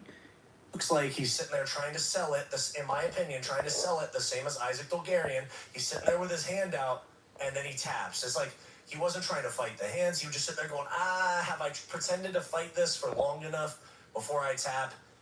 And then he gets tapped right there. There's the end of the fight. And the fact that this guy is still on the UFC roster, I know he has clout, but the fact that this guy is still on the UFC roster despite being a criminal, a terrible fighter, and also having a terrible UFC record and losing to somebody that just started professionally fighting a year ago. While I'm not accusing him of... Well, Faceless, you're not wrong. Of it, same as my previous video. But why do you need me to go out and say that? Because it's all just opinion and speculation. This seems like a fight from last weekend that went over a lot of people's heads. There was talk about Dolgarian, there was talk about Onama, but Cedricus Dumas himself seems like he could have been involved with this as well. And we move on from the fighter aspect of it. And again, I'm not just saying this because the guy hated on me in the DMs, but he's got $13 in his bank account. He might really need that money. Now, look, to be honest with you, when I was watching that fight with Dante Johnson and Cedric Dumas, I thought to myself, wow, you know what, man, he doesn't look like he's even trying. And then on top of that, come to think of it, he's got a lot of financial problems in his hands, right? So he says the FBI will get some answers soon and Dana will listen intently. Yeah, it's because you ask a question like that, laughing my ass off. Yeah. He says, which is odd. He says, Faceless says, because you are saying you are respected and nice, and that you said you would implement Islamic law as your first measurement if you were president. Yeah, I mean, you ask any sincere Muslim, that is what they would tell you. But here's the thing, I'm not president, and nor do I want that position. I like my life as a normal civilian, living my life, practicing my Islam, watching my MMA, coming in here, talking to you and the trolls. I mean, life can't get any better. Young Plush says, Orthodox Jew here, and I agree with Faceless. LGBT has no place in either Islam or Judaism. There you go. There you go, my man. So why do you need me to say that? He says, so you are saying would Polish gay people's and Western women's rights? I don't understand what you mean. Pastry says, do I train MMA? Yes, I do. Yes, I do. I have yeah, I got some training footages here that I could show you. I've fought before too. So, you know, for those of you that don't, since we have people here that, you know, that don't know who I am, you know, let me, yeah, listen. Christians believe Jesus is the Son of God. Okay, we already talked about that, Ezekiel. So, okay.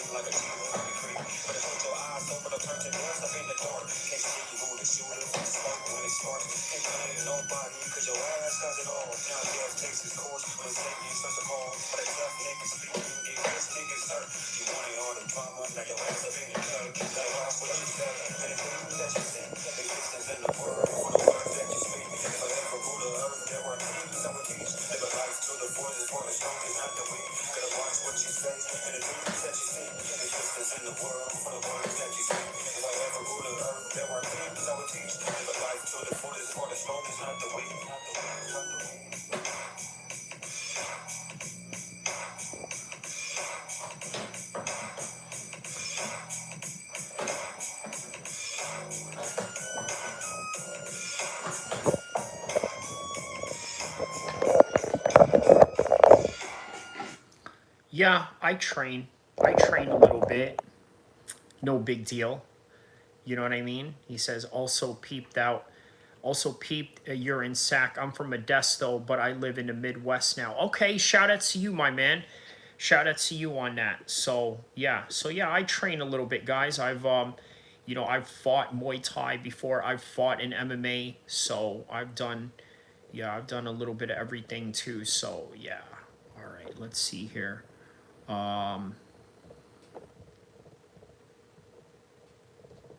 Some.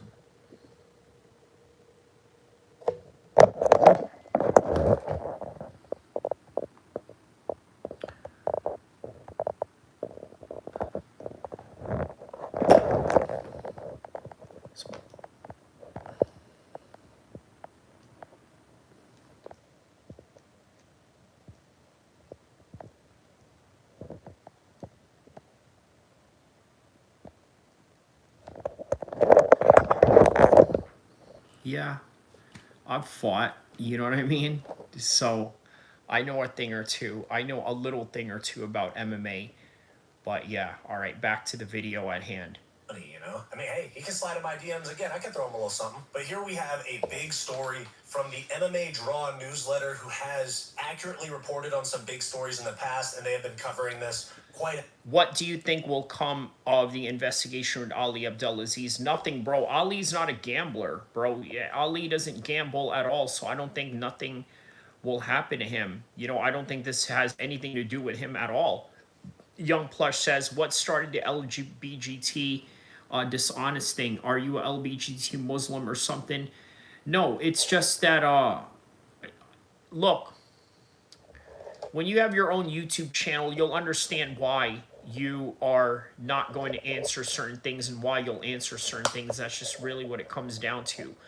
That's not what it's about. It's a different investigation. Yeah, I agree. So, yeah. A bit. They're one of the few reputable journalism outlets versus YouTubers and content creators that's been following this. And this right here says, behind the scenes, 2 sources confirm the FBI's Sports Integrity Task Force has been tracking suspicious betting activity in combat sports since 2021, years before the Krause scandal broke the surface. What started as a few isolated cases will evolve into a full-scale federal audit. Agents will now comb through every layer of the UFC ecosystem. Referees, judges, matchmakers. So now, not only will the fighters be involved in this investigation, so will matchmakers, which is crazy to hear, managers, which is why a lot of you are alluding to Ali Abdelaziz, and also, who else? Who else are they going to investigate in this whole process? Referees and judges. There have been a lot of questionable calls that both referees and judges have made as of late, and yeah, it'll be curious. Yeah, I mean, curiosity is yeah, it's a serious matter that we have to look at here. And managers, and I referred to all 3 of those, referees, judges, matchmakers, and managers, in my video a couple days ago. But they're going to comb through every layer to determine whether any non-fighter personnel may have benefited from manipulated outcomes. Over the next 6 months, the Bureau will issue subpoenas for sportsbook data, commission correspondence. He says, no, that's not why I'm alluding to Ali Abdelaziz. It's a different investigation from, oh, wow, okay. So you're talking about Ali has something, okay. Wow, okay. And UFC internal communications. Investigators will cross-reference referee assignments with line movements, studying whether officiating decisions consistently align with betting abnormalities. And here we have Harry Mack referring to Jason House, who I spoke of yesterday, the owner, manager that runs Iridium Sports Management. And just to be clear, almost all of the fighters implicated in this sports scandal, sports betting scandal are... I know this guy, TJ Peterson. Shout out to you, my man. I don't think Ali is involved in any gambling issues, but I think because of his financial charges and issues in the past, they are taking an extra look into him. Okay, there you go. So that right there explains everything, right? Look, Ali has had his own run-ins with the FBI before. They're just going to look at it. They're going to say, hey, what's going on here? Is there anything going on here? Let's look. Okay, there's nothing going on. Let's get up out of here. Let's move on to the next thing. They're just checking boxes, right? Kind of like what you do at work, right? Whatever it is that you do at work, okay, we have this list to do. All right, let's do it. Okay, well, one of those lists is you have to go audit such and such. Let's say if you're in accounting, right? You know, you just got to write down the numbers of what is what on a particular day of, you know, of your spreadsheet. That's just all it is that they're doing with Ali. So, yes, this is a very reasonable comment right here by TJ. By the way, I think this is the same TJ Peterson. I only know one TJ Peterson, so I hope it's the one that I know, or if you're another TJ Peterson. He says, yeah, he reps some of these fighters, so of course they will look into him. Yeah, so there you go, right? What I will say, look, man, as I told you guys, Muslims do not gamble. And now, okay, it is, okay, all right, awesome. Muslims do not gamble, right? So Yes, Ali Abdelaziz doesn't just represent Muslim fighters. Obviously, Kayla Harrison is part of that stable. Justin Gaethje, Henry Cejudo. In the past, there was Anthony Johnson. So these were all non-Muslim guys, right?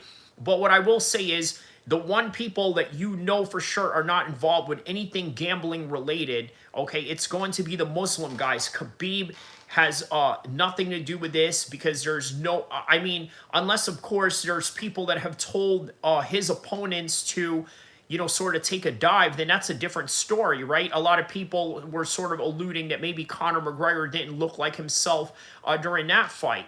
But, you know, he was injured in that fight. And as a result, well, you know, there's some inside information going on there, right? Did I see a tattoo in the video? Which one? Are you talking about my training video? Or what tattoo are you alluding to, Cole? Are signed to Iridium Sports Management. And this right here says, credit to Jason House for taking my call. He maintains he and Iridium had no knowledge. Yes, Cole, it's a gang tattoo, okay? You know what I mean? Like, do you want me to say that out loud? Yes, it's a gang tattoo. Elijah says, I heard about you. Oh, you have? Okay. Well, shout out to you, Elijah. Shout out to you, my man. Knowledge of any abnormalities with Bulgarian. House says he's committed to working with authorities and... Yes, but here's the thing, right? Without really revealing too much of myself to you, there was a point in my life where I was not a Muslim. Okay, so I hope that sort of answers your question, right? There was a point in my life where I was not Muslim. You know what I mean? Like, do I have a Muslim background in terms of being genetically Arab, being genetically North African? Yes, but I did not grow up that way. He says, I knew you when you weren't Muslim. See, there you go, right? So there you go, right? There's a guy in here that can vouch for that. You know what I mean? Yeah, so I wasn't always Muslim, so there you have it, right? But overall, if I didn't convert, for sure I would absolutely be sleeved up. Yeah, absolutely. I would absolutely be sleeved up like, you know, like these dudes that you see in, you know, like Adam 22, like No Jumper, you know, and all of that. You know, I would be tatted up like him. I would be tatted up like that Valhalla guy, you know, the Green Beret, you know, YouTuber. You know, I would be tatted up like him. But, you know, since I, you know, became one, you know, obviously I stopped. And there's a lot of Muslim converts. There's a lot of Muslim converts that are tatted up. Right? Some even tatted up to their face, head down and everything, right? I seen like some Samoan gangsters from Australia who became Muslim converts. They were like tatted up from the face and everything, like gang tats and all of that, like biker, you know, gangster type of dudes. You know what I mean? So it's like, yeah, but you have to stop once, yeah. You know, he asks, what led you to convert? What led me to convert was, you know, I liked a lot of the, you know, ideological, you know, understandings that they have of the world. You know, for example, how the kids are, you know, treated. Also, how, for example, inheritance is, you know, is being distributed, right? There's a lot of justice that goes on with the Islamic practices, you know, in comparison to, let's say, sort of like, I guess, the fragmented, you know, aspects of Christianity, which, by the way, doesn't really have a centralized system of doing things, right? Just sort of like, I guess, going off of, you know, like random rules or making up rules as they go type of thing. Morgan says, your beard is so nasty that would even Dora wouldn't explore it. I guarantee you, Morgan, that I take care of my beard way better than you probably take care of your hygienes down there. Okay? I guarantee it. Okay? Because of the time that I put into this, okay, yeah, that's not even a question, my man. Has assured me he will cut ties with Isaac if it's deemed he engaged in misconduct. House also directly addressed the idea that he has matchmaking sway or preferential treatment, and he upholds that he has no familial ties to any UFC matchmaker. He upholds Iridium's stable and preparedness for the only reason they receive these opportunities, and he has no say in matching. Now, some of the background info, people are saying that Jason House has some sort. Cole says it does. People are just weak. Well, you're right about that. There are, look, well, here's the thing, right? So if you're asking what, really led me to, Islam, is that, well, you yourself, the way that you're asking these questions, the way that you're going about your, well, I would say borderline intrusive, lining of questioning, I would say that you're probably a fundamentalist Christian. Cole, am I right? Like, is that fair to say just by that assumption? Now, obviously, I don't know you from a can of paint, but what I'm trying to say is that there is more people like you in the Islamic faith than there are actual Christians who say that they are Christian but don't actually live it. No, so you don't consider yourself a fundamentalist Christian? Cole says, what's your opinion on Christianity? You said if you were president, you'd implement Islamic law. Does that mean all Christians would need to convert? No, of course not. If you look at the Ottoman Empire, when it was basically the last Islamic state, the last Islamic state, not considering obviously ISIS and and Daesh and and none of those elements, but I'm talking about with the Ottoman Empire, right? They had Christians living under them with no problem. Even in the days of Andalusia, there was no problem with Christians living under Islamic rule. Trying to learn about all religions, Christians will tell you about it. You seem very cagey. Well, I don't know what you mean by cagey exactly, but Pa says, does anyone know what happens to the subatomic particles that aren't used during the wave function collapse? No, please care to educate us on that, Pa. Sort of tie to a UFC matchmaker. It's been kind of speculated here and there. The information that I've heard is that Jason House introduced one of his wife's friends to a certain UFC matchmaker. You guys can figure out who it is. I don't want to throw too many allegations around without confirming the info, but that's what I've heard behind the scenes off record, is that this manager, Jason House, has ties to a certain UFC matchmaker, and that's why Iridium Sports Management fighters get short notice opportunities more than any other fighter stable, and why his fighters get signed to the UFC with very quick. So, Skeleton, what you asked, what are your thoughts on decriminalizing low-level neoronymacy? Oh, is that communicating with the dead? Decriminalizing low-level man, yeah. That's a good question. As Muslims, this is not kosher, my man, right? Talking to the dead, invoking evil spirits and things of that nature. Yeah, this is not Islamic at all. I mean, decriminalizing it. Listen, this is why I say if I were president, I would absolutely criminalize it. So all of you voodoo, Miss Cleo types, yeah, you're all getting raided. You know what I mean? Under my presidency, you would all get raided straight up. Cole says, if I'm trying to learn about the religion and religion is truly open to anyone who wants to convert, how could my question be intrusive? There's just not all together. Look, I'm not saying that everything that you're asking is intrusive. You're asking a lot of questions that are good, but you do mix a little bit of good intention and intrusiveness at the same time, and I would be a fool to not catch that and not tell you. So yeah. Next says the same applies to children regardless of their sex, gender identity, and sexual orientation.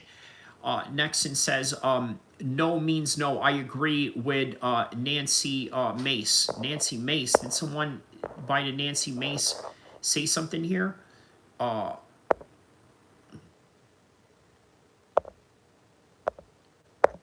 Okay. Cole says, oh, no, that's not who I meant to, okay, well, anyways, all right. Questionable regional wins whereas really, really good fighter. Okay, he says, how do you guys know where Mecca is at the point of direction where you pray every day? A compass, my man. I mean, you know, it's just you point out towards the east, you know. Back in the days, look, I tell you what, right? The new Muslim converts nowadays have it way easier, okay? Because I converted at a time, well, look, I've been to a lot of Middle Eastern countries, so yeah, you know what I mean? Like, it does help, right, being out there, but nowadays, Muslim converts have the internet, right? Yeah, a compass. I use the compass basically to tell where to pray at. So if that answers your question. Beer good, by the way. Oh, thank you, Envy. Shout out to you, my man.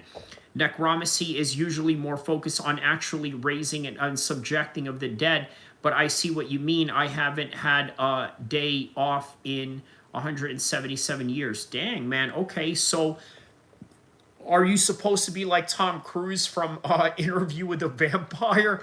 Oh, dude, man, that was crazy. That's a crazy concept of a movie. Like, you're living like these 200 years. You're living from like the time of, you know, Abraham Lincoln to the 90s, and it's a wild concept. I think that's kind of where you're getting at right there.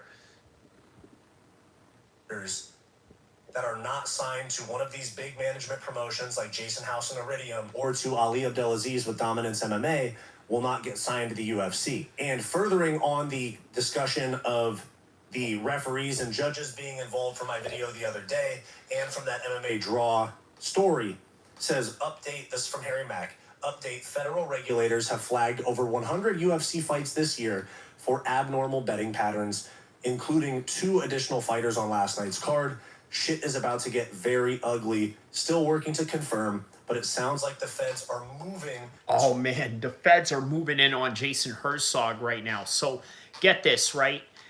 Update, over federal regulators have flagged over 100 UFC fights this year for abnormal betting patterns, including 2 additional fighters on last night's fight cards. Man, shit's about to get really ugly. Still working to confirm, but it sounds like the feds are moving to audit Herzog's fights. And this is according to Harry Mack. Wow. So if you've ever seen a Jason Herzog fight and you're wildly suspicious of it, this is why. To audit Herzog's fights. And this right here is Jason Herzog sliding in Harry Mack's DMs, where he says, Harry, your post on November 2nd falsely states federal regulators are auditing my fights and that over 100 UFC bouts are flagged implicating me. The UFC has confirmed directly with the FBI I am not under investigation and my fights are not being audited. You have 48 hours to retract the claim and delete the post. Jason Herzog. Oh, wow. And Harry clapped back. Oh, wow. So, oh, wow. Okay, so Jason Herzog left the message to this guy. Okay, so, all right. What does he say right here? Nobody said that 100 fights were flagged implicating you. I was told the feds were moving to audit your fights, and that's why I reported it. I stand by it. Learn some reading comprehension, dickhead. You think you get to call me all sorts of awful shit and demand a retraction because someone came knocking? Fuck you, man. Have fun with the investigation. Oh, wow. Oh, wow. TJ says, I have never been the biggest Herzog fan, but I also believe a lot of the things Harry Mack says. Yeah, bro, because you know what? A lot of Jason Herzog's fights were wildly suspicious, right? And here's another thing, right? Here's something that I notice. You ever notice when they go to overseas, when they go to Abu Dhabi, when they go to England, and then even in America, right, or other places, right, you got Mark Goddard, right? Mark Goddard is like everywhere, right? Why don't they use the local referees in China when they're in UFC China? Why don't they use the local Canadian referees? Why do they use... did I take that picture? Are you talking? Yes, I did. Yes, that is in, I believe, near Santa Monica. So, yeah, Pacific Ocean, Santa Monica, Southern California. Yes. Yes, I did take that picture. And, you know, yeah, so. Okay, so don't believe a lot of Harry Mack's things. Skeleton says, think less Interview with a Vampire, more like Jason and the... Argonauts, except instead of attacking hunky main characters, I dig holes. Huh, okay. Wow, okay, quite dark there. So, cool. Shout out to you, John Vacation Loves You. Oh man, that's an interesting name. I'm assuming you are probably a travel channel with a name like that. But if that's the case, let me know, my man. But yeah, man, wow. Okay, so Jason Herzog, man, yeah, you're definitely going to get an FBI investigation on you. Now, look, please understand, right? Not all FBI investigations are equal, okay? Like, put it like this, right?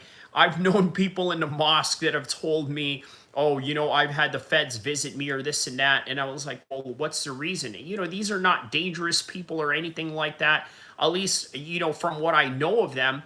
But what I do know is that maybe they may have run across somebody that they may have met overseas, or, you know, come from a country of a certain interest or this and that. And then when they talk to you, and if you have something, then obviously they're going to, you know, try to get that out of you. And if you do, then, you know, there's plausible reasons to move in on you. If not, it's just, you know, another day, another dollar, and moving on to the next case, right? That's just usually how the feds, you know, sort of deal with these things. Don't ask me how, just trust me that I know for a fact that that's just how they do things, you know? Reread my report and try again. Now, my take on this as to why they wouldn't say they're auditing his fights is because they want to see what happens. They want him to operate. This is just my opinion. They want Herzog to continue reffing under the assumption that he is not under... He says, LOL, no, I only post bad music. Okay, gotcha. Okay, so a music reaction channel in that regard, right? He says, I'm dead. It's literally the darkest possible thing, but I smile a lot more, mostly because I don't have a face to frown with. We get dental, though. Wow, okay, that sounds very dark.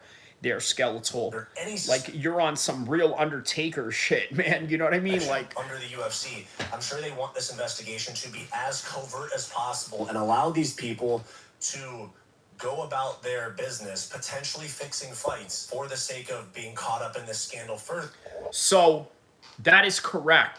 That is how the feds work, man. Okay? That is how the feds work. You ask anybody, man, listen.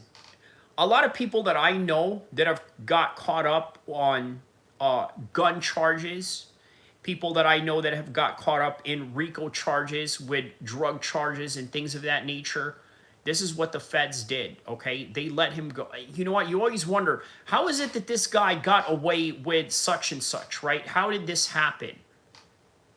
How did this happen? Well, because that's what the feds do. The feds will literally let you commit a crime in order to catch you later on. That's the God honest truth. That is what the feds do. That is how they get down. Okay? Like okay, for example, if you're a person of interest from the FBI, right? You're a person of interest. Let's say you beat somebody up in the middle of the street. Okay, let's go with Roger Jackson, right? Obviously, Roger Jackson is not a career criminal, even though there were some rumors out there that have said that he was a member of the Bloods and this and that. And, you know, I've asked some real Blood members, okay, in LA, in Sacramento, hey, is Raja... And the unanimous answer is, hell no, that N-I-G-G-A ain't no blood. You know what I mean? That was the common thing that, you know, I got from, you know, experts of that world, okay? So no. So let's say, okay, let's say he was, you know, a Pyru Blood member, or, you know, or an A-Tray Crip, or, you know, Roland 60s Crip, or Asian Boy Crip, or TRG, or Latin King, or Sureño Norteño, whatever gang, right? Let's say he was, and he was a person of interest with the feds, or maybe even a terrorist on a watch list, right? What happened with the Stu situation? They would have let him go. They would tell the LAPD, listen, we got this. Don't do anything. We're trying to see where this leads to. Okay, but obviously that's not the case. Yes, TJ says Raja is just a dumbass. That's what it is. So he's just a dumbass. So what the LAPD did, because LAPD is really slow in moving in on these types of investigations for several reasons. Obviously, the LAPD was moving in on the Hoover criminals, right? Formerly known as the Hoover Crips, right? That's a whole nother story for, you know, one of my gang videos that I do here as well, right? But yeah, they were a Crip organization, and then they decided to break off. Now they wear orange, right? So, you know, if you're in LA, just be careful wearing orange, because that's obviously a classified gang color too. So they were busy formulating an investigation on the Hoover Crips. They were working with the FBI. Then you had all these riots going on at the same time, and this, that, and the other. And then you had President Trump sending in the Marines. So now they had to go assist them. And then they had to worry about dealing with ICE. So there was a lot going on, right? So that's why it took a month to deal with Roger Jackson. What I'm saying is that if Roger Jackson was really about that life, or he was, let's say, a person of interest in the gang world, or a person of interest in the anti-terrorism task force, yeah, for sure, they would let that go and see where it goes. So right now, Jason Herzog is saying that I'm not under federal investigation. He gets mad at Harry Mack. He throws this message at Harry Mack telling him to retract this statement. And, well, I think that's what the feds are doing right now. I think they're letting him live his life, but here's the problem. This is MMA internet, right? In the MMA internet world, okay, you got people like me, you got people like MMA Guru, you got people like MMA Joey, you got people like Lucas Tracy, all of the people that are within our circle of the MMA sphere of things. They're out there reporting this, so it is in your face. When you're Jason Herzog, you go home, you turn on your YouTube, your algorithm is nothing but MMA stuff, or maybe, I don't know, maybe he has other interests outside of MMA, but for sure MMA is there, and in the forefront, you're going to see videos Jason Herzog investigated, right? So there's a lot of interference that comes with that under the Fed's investigation. So maybe he will, maybe he won't, maybe he will cease and desist himself from these activities, who knows? TJ also says if Herzog was being investigated, then they would not know about it. So I have to think that Herzog's stuff is purely speculative and not a fact. Okay, there you go. Yes, I agree with that assessment as well. Further, the same reason that Derek Minner has not been arrested, the same reason that James Krause has not been arrested. This is a years-long investigation, and it takes a very long time for them to put evidence together. I'm sure that the FBI doesn't want to just blow open their investigation that's been going. There you go. There you go. I agree with Fight Society on this one. By the way, for those of you that are wondering who's who I'm reacting to, it's Fight Society. I believe it is a gentleman by the name of Wyatt. He apparently trains at Factory X, right, with Montoya. So, yeah. James Krause is a free man. That's what I'm saying, man. So you know what? The fact that James is a free man only tells me two things, Juice Man. By the way, shout out to the homie Juice Man from Long Beach, California, in the house right here. So, okay.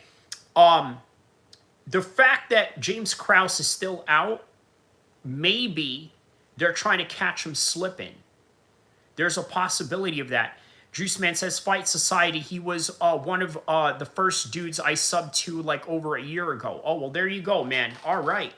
All right, man. Well, you know, all of us, North LBC, that's right, man.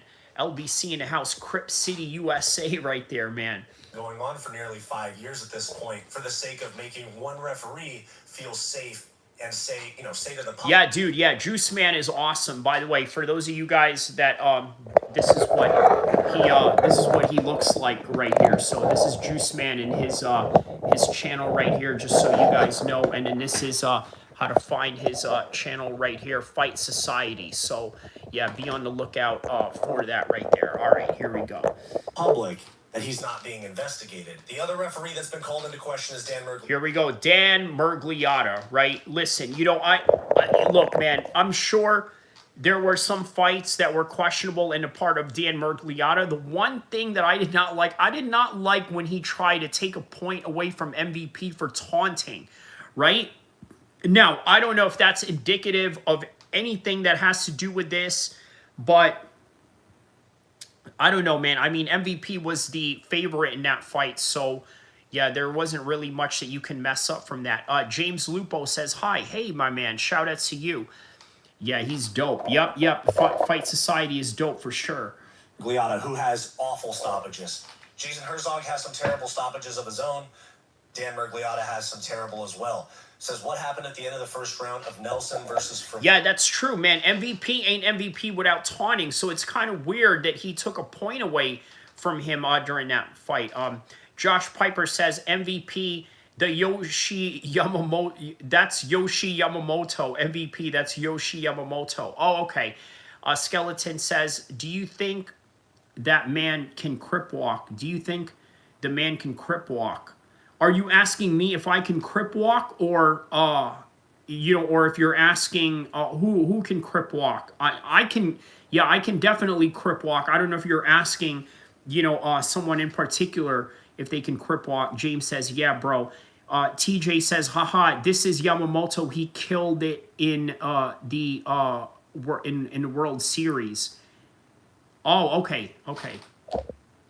What's up, Goon? Shout out to Goon, my man. What's up? You can crip walk, LOL. Yeah, I can crip walk. Bro, if I got the kind of footwork that I do, you know what? A lot of the footwork that I learned was from crip walking. So, yeah, I believe I actually have seen Kyrie crip walk. There you go. Yup. James Lupo says, the best of day of being admin and little bro. Vola, which happened on the UFC Vancouver card, I covered that, is one of the many reasons as to why nobody takes MMA seriously. Look at this. Out of all the pictures that they choose with Dan Mergliata, they use... Because you know what? When you look at Dan Mergliata, right, he comes across as, very stoic, right? No nonsense. Sure, he'll crack a smile a few times here and there, but they use this picture right here to make him look mischievous. Look at this. This is the picture that they...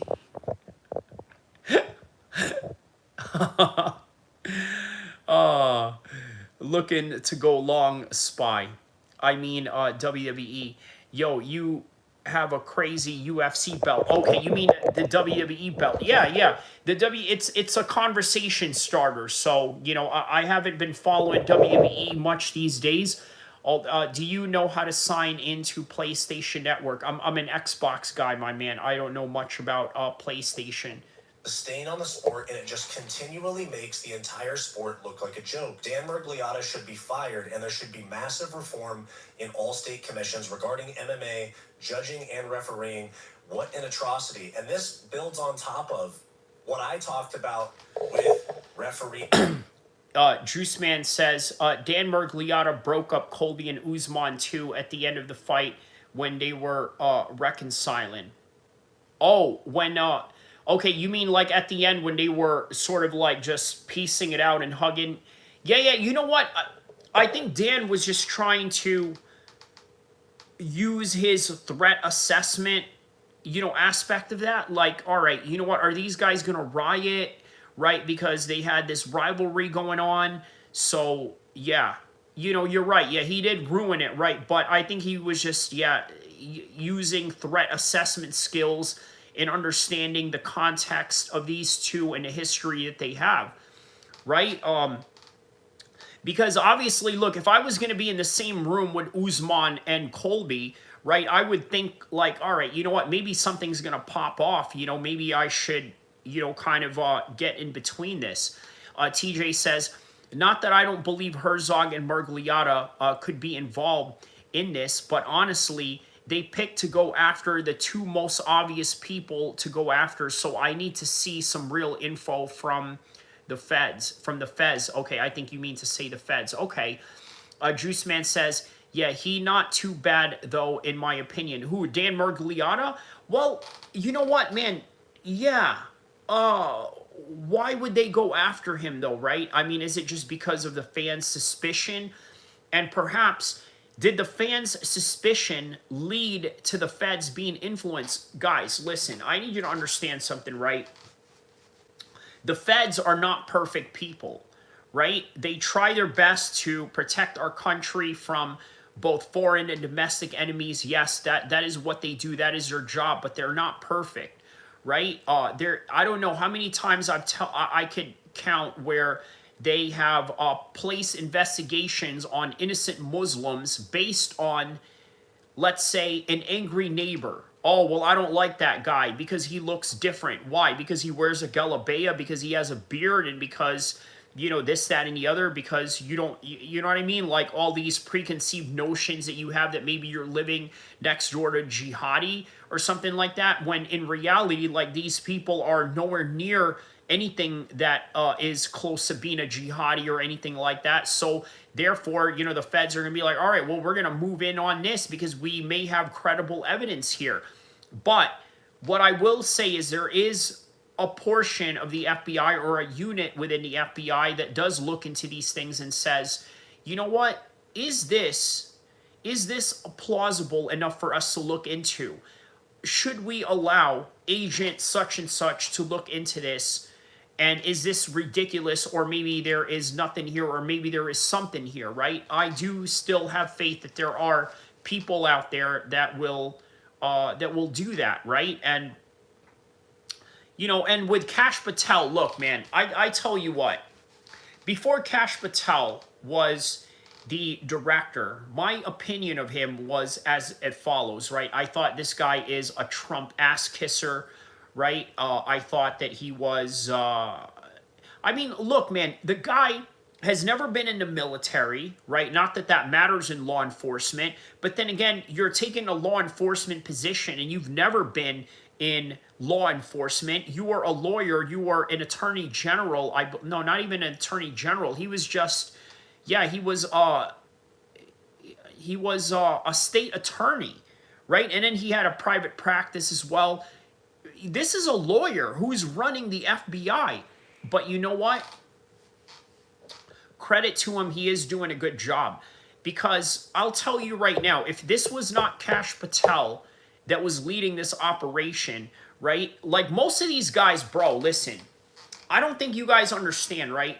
A lot of these Washington, D.C. Bureaucrats, they have a very diluted outlook of mixed martial arts. Kash Patel, on the other hand, he's very educated in understanding mixed martial arts. He's so educated in understanding mixed martial arts, he wants to collaborate with the UFC to train FBI agents. Okay? Now, do you think J. Edgar Hoover would have ever done anything like that? By the way, for those of you that don't know, J. Edgar Hoover was the first director of the FBI, okay, or at least, yeah, was a very instrumental person in the, you know, in the history of their organization. Okay, would he do that? No. Would the previous FBI director, James Comey, would James Comey have done that? Absolutely not. Robert Mueller, he would have not done any of these things because these guys are Washington, D.C. white nerds that believe mixed martial arts or martial arts is a thing in Asia. Okay, this is like the belief that they have going on, right? Do you remember Bloodsport, right? The movie Bloodsport.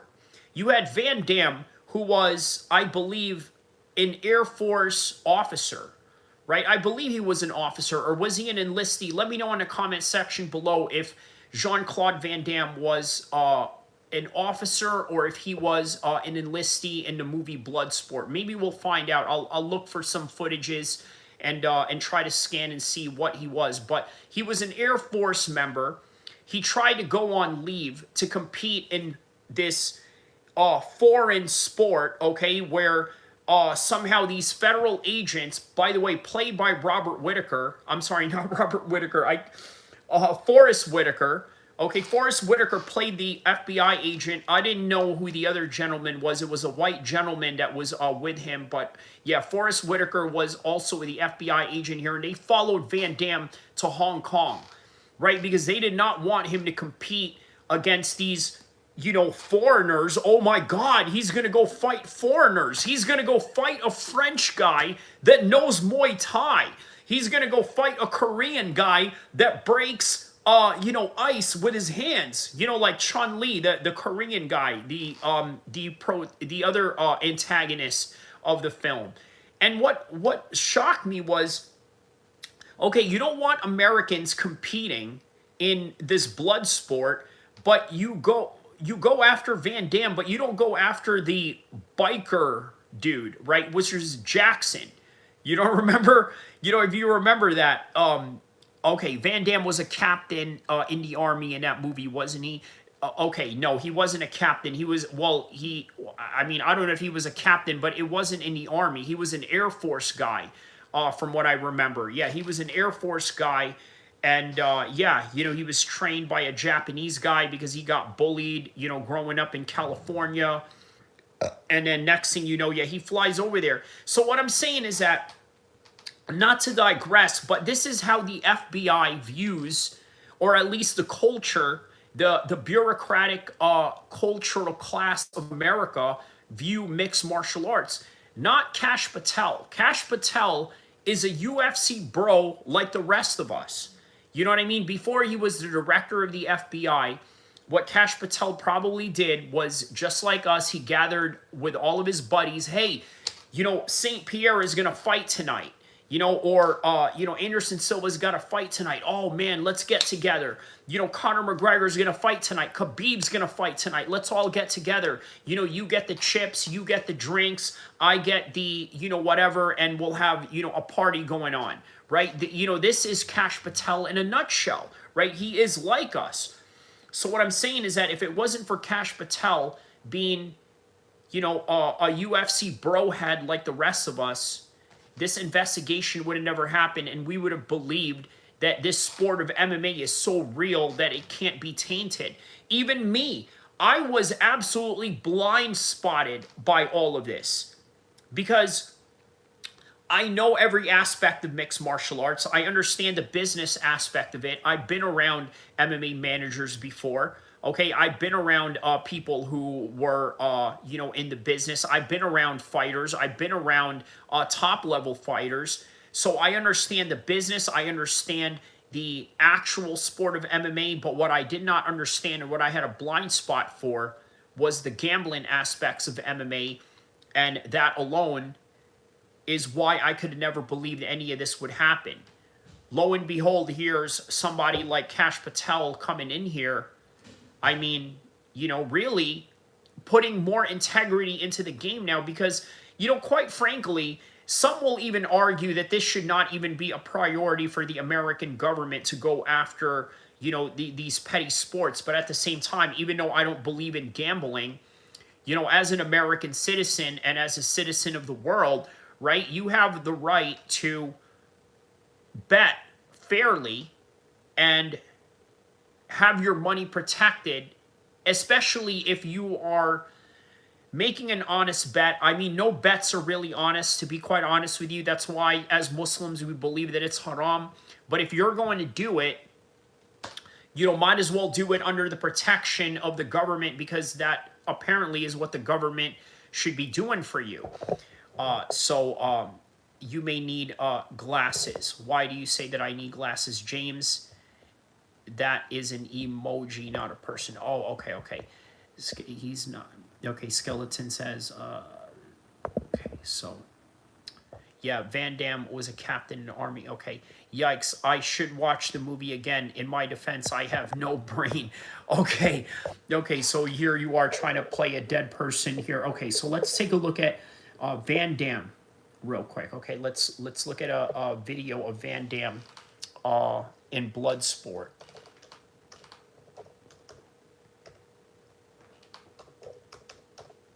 Okay, Bloodsport intro. Let's see.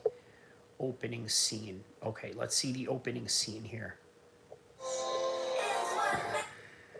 I gotta cut off the obviously I have to cut off the sound, but let's see if we can investigate any pictures here. Okay, so there's Hong Kong right there. Nice beard. Thank you, Dr. Balls, I suppose. Yeah. Okay, so there's Hong Kong, there's Van Damme, the credits, there's the Triads that is hosting the entire event.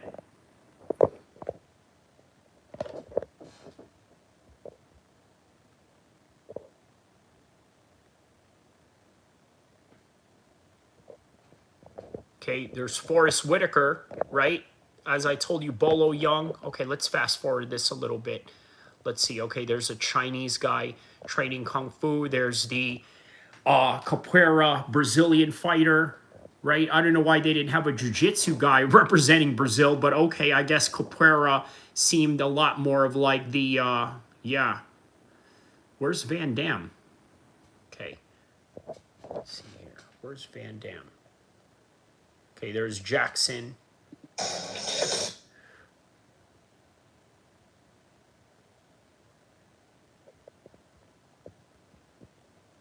Oh, okay.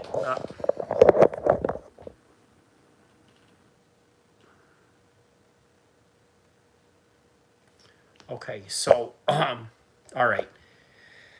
We can't show that. Van Damme was a captain in a movie that went AWOL. Okay. Heads up, we've detected your video stream belonging to someone else. Your stream may be plan to continue. Please ensure that. Okay. Just making sure.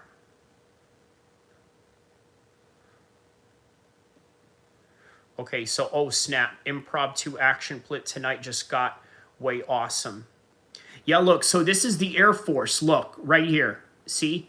Look, let me stop. This is hold on. So he's an Air Force. Wait, no, is he an Army? Hold on. I think this is Army. Hold on.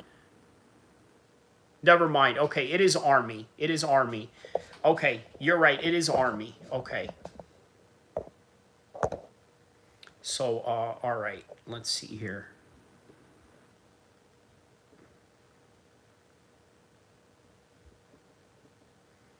Okay, let's make sure. And judges being flown all over the world by the UFC. I talked about this on Wednesday. Okay, there we go. See, this is what I was talking about right here. Why they use the same referees over and over again. Okay? Flown all over the world by the UFC, despite having local judges that are sanctioned, thousands and thousands of people that are sanctioned to do this in their local commission. You know, the French MMA Federation, the Abu Dhabi MMA, whatever, you know, California State Athletic Commission, all over the world, British MMA, whatever. They have so many sanctioned local refs that referee fights every single weekend and judge fights every single weekend. But here we have Herb Dean, Dan Mergliotta, Jason Herzog, Mark Goddard. I'm not implicating all of them and accusing them of something, but why are these same 4 or 5 refs being flown all over the world to do these big fights under commissions where they already have thousands and thousands of refs in their local municipality? So take some time, think about that. Why are they flying referees all over the place? And where do the managers fit in here? Because apparently they have ties to the UFC matchmakers. Aljamain Sterling called in to the Ariel Helwani show this week where they talk about Isaac Dulgarian specifically, because apparently they have both heard stories of Isaac Dulgarian really putting it on top-level UFC guys like Corey Sandhagen, like Tim. All right, so there you go, right? A lot of people, you know, are sort of concerned about how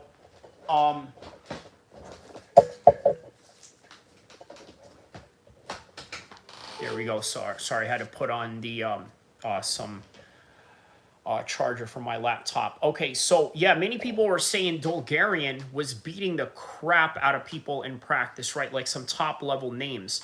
So the idea that they somehow look this bad against an undefeated fighter, I mean, wow. Guzman Studio says, shave your beard, bro, what the F? I mean, what's it to you, my man? You know what I mean? What's it to you? I think I could do what I want with my beard. That is the beauty of America, is having the freedom to do as you wish. So I don't know what your problem is, Guzman Studio 93, but yeah. Jealousy is a bad look, hun. You know, are you talking to me or are you talking to him? James Maynard Moreland says, what is it to me, the white man, so true? What does that mean, James? Explain what that means. And Elliott, like Yusuf Salal, and then he goes and gets submitted in the first round by Yadier Del Valle, who nobody's ever heard of. I'm not trying to take away from the win of Yadier Del Valle. He is a talented fighter. It just sucks that he's caught in the middle of all of this. This is what they had to say about Isaac Dolgarian's effort. I had heard stories that he had trained with the likes of Yusuf Zalal and Corey Sandhagen and Tim Elliott and top guys and would dominate them in the gym. Like, this guy has skills, right? I've heard stories. And I just know that guy cannot tell me for a second that was his best effort whatsoever. Yeah. Even if he was injured, that's not his best effort. But that's why I do empathize. Like, the fighters, like, we're in the biggest league and organization in the world, the most prestigious and the biggest chance and opportunity for you to make the most wealth that you can in this sport. So, I've always been grateful, but I always known coming up in this sport, I wasn't going to quit my job. Yeah, there you go. Rodzilla says, Guzman, try and make him shave it. He will KO you. Yeah, please. I would love for you to come and try, right? I would love for you to come and try and approach me with a razor. That would be the worst day of your life, my dude. Guzman, that would be the worst day of your life, my boy. Until I had at least almost 200 grand in my account. And that's when I finally quit my job. I got a bonus, whatever, quit, and I had a house, I was stable and everything. Like, some of these guys, they think, like, you come in and you're going to be able to, I'm in the UFC, I'm going to get paid like I'm in the NBA and the NFL. I wish it was like that, but it's not. So what's the harsh reality? TJ says, the USA regulations regarding refs are most likely more strict and supervised. Yeah, well, you know what? But at the same time, when you go to the overseas cards, it's Herb Dean, right? It's like, they flew Herb Dean over, right? Was that really necessary? And then they flew Mark Goddard over. I mean, they always fly Mark Goddard over to all the international fights, not just the UK fights and whatnot. I mean, but yeah, you are right. USA regulations regarding refs are strict to a certain extent. That one dude, shout outs to you, my man. Let me know what part of the world you are from with the flame emojis. We got to work a second or third job and then use this as a supplemental income. And hopefully you get a good break where you get an opportunity, you cash out, maybe a bonus, or... Okay, so that's an interesting take by Aljo, right? I've heard Dana White often say, you know what? This career, this is not, this is an opportunity, not a career, right? Very interesting choice of words for Dana White to say that. But yeah, on any regard, TJ says, I absolutely wouldn't trust refs from a lot of the countries they do events in. Well, okay, that's a good point, right? But at the same time, what a lot of these YouTubers are alluding to is the fact that you're seeing the same referees over and over again, right? Maybe they have favorable rapport with the UFC, and if so, what is that favorable rapport regarding? Is it because of the fact that maybe... they will do their bidding in some kind of way? I mean, look, I'll give you an example, right? During the Khabib and the Conor McGregor fight, Herb Dean allowed Conor McGregor to do some illegal shots, right? Like some knees on the ground type of thing, right? And I remember McGregor was sort of mocking Joe Rogan for that notion, right? Saying, oh, well... oh my God, dude, what are you going to do? Call the cops or something, like mocking Joe Rogan's California accent and all that. Rodzilla says, people complain a lot about early stoppages, but it's only an early stoppage because it isn't late stoppage. That's the whole point. Yeah, damned if you do, damned if you don't, right?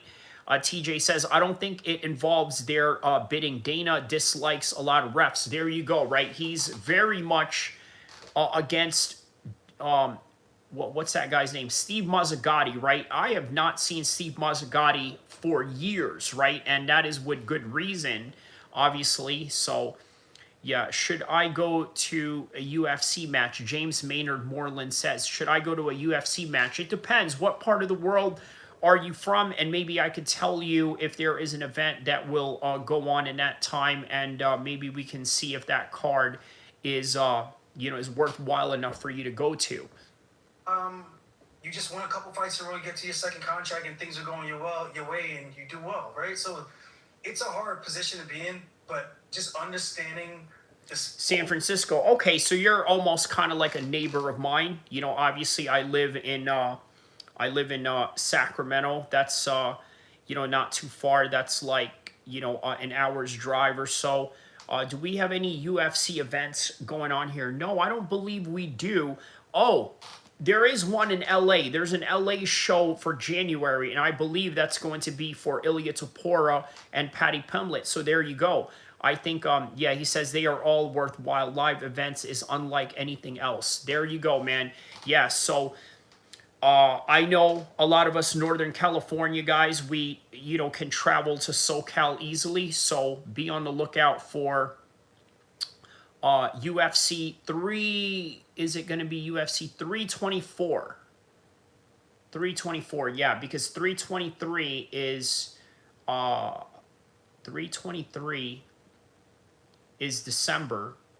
Okay, so 322 is November. So 324, Ilya Tapora versus Patty Pimblett right there in LA. So at the Honda Center in Anaheim. So Anaheim obviously also has Disney World. So, you know, you could go to Disney World and then go to the UFC fights as well. So the Skeleton says, kind of a digression, but can I take a moment to appreciate how fun Connor's name is to say?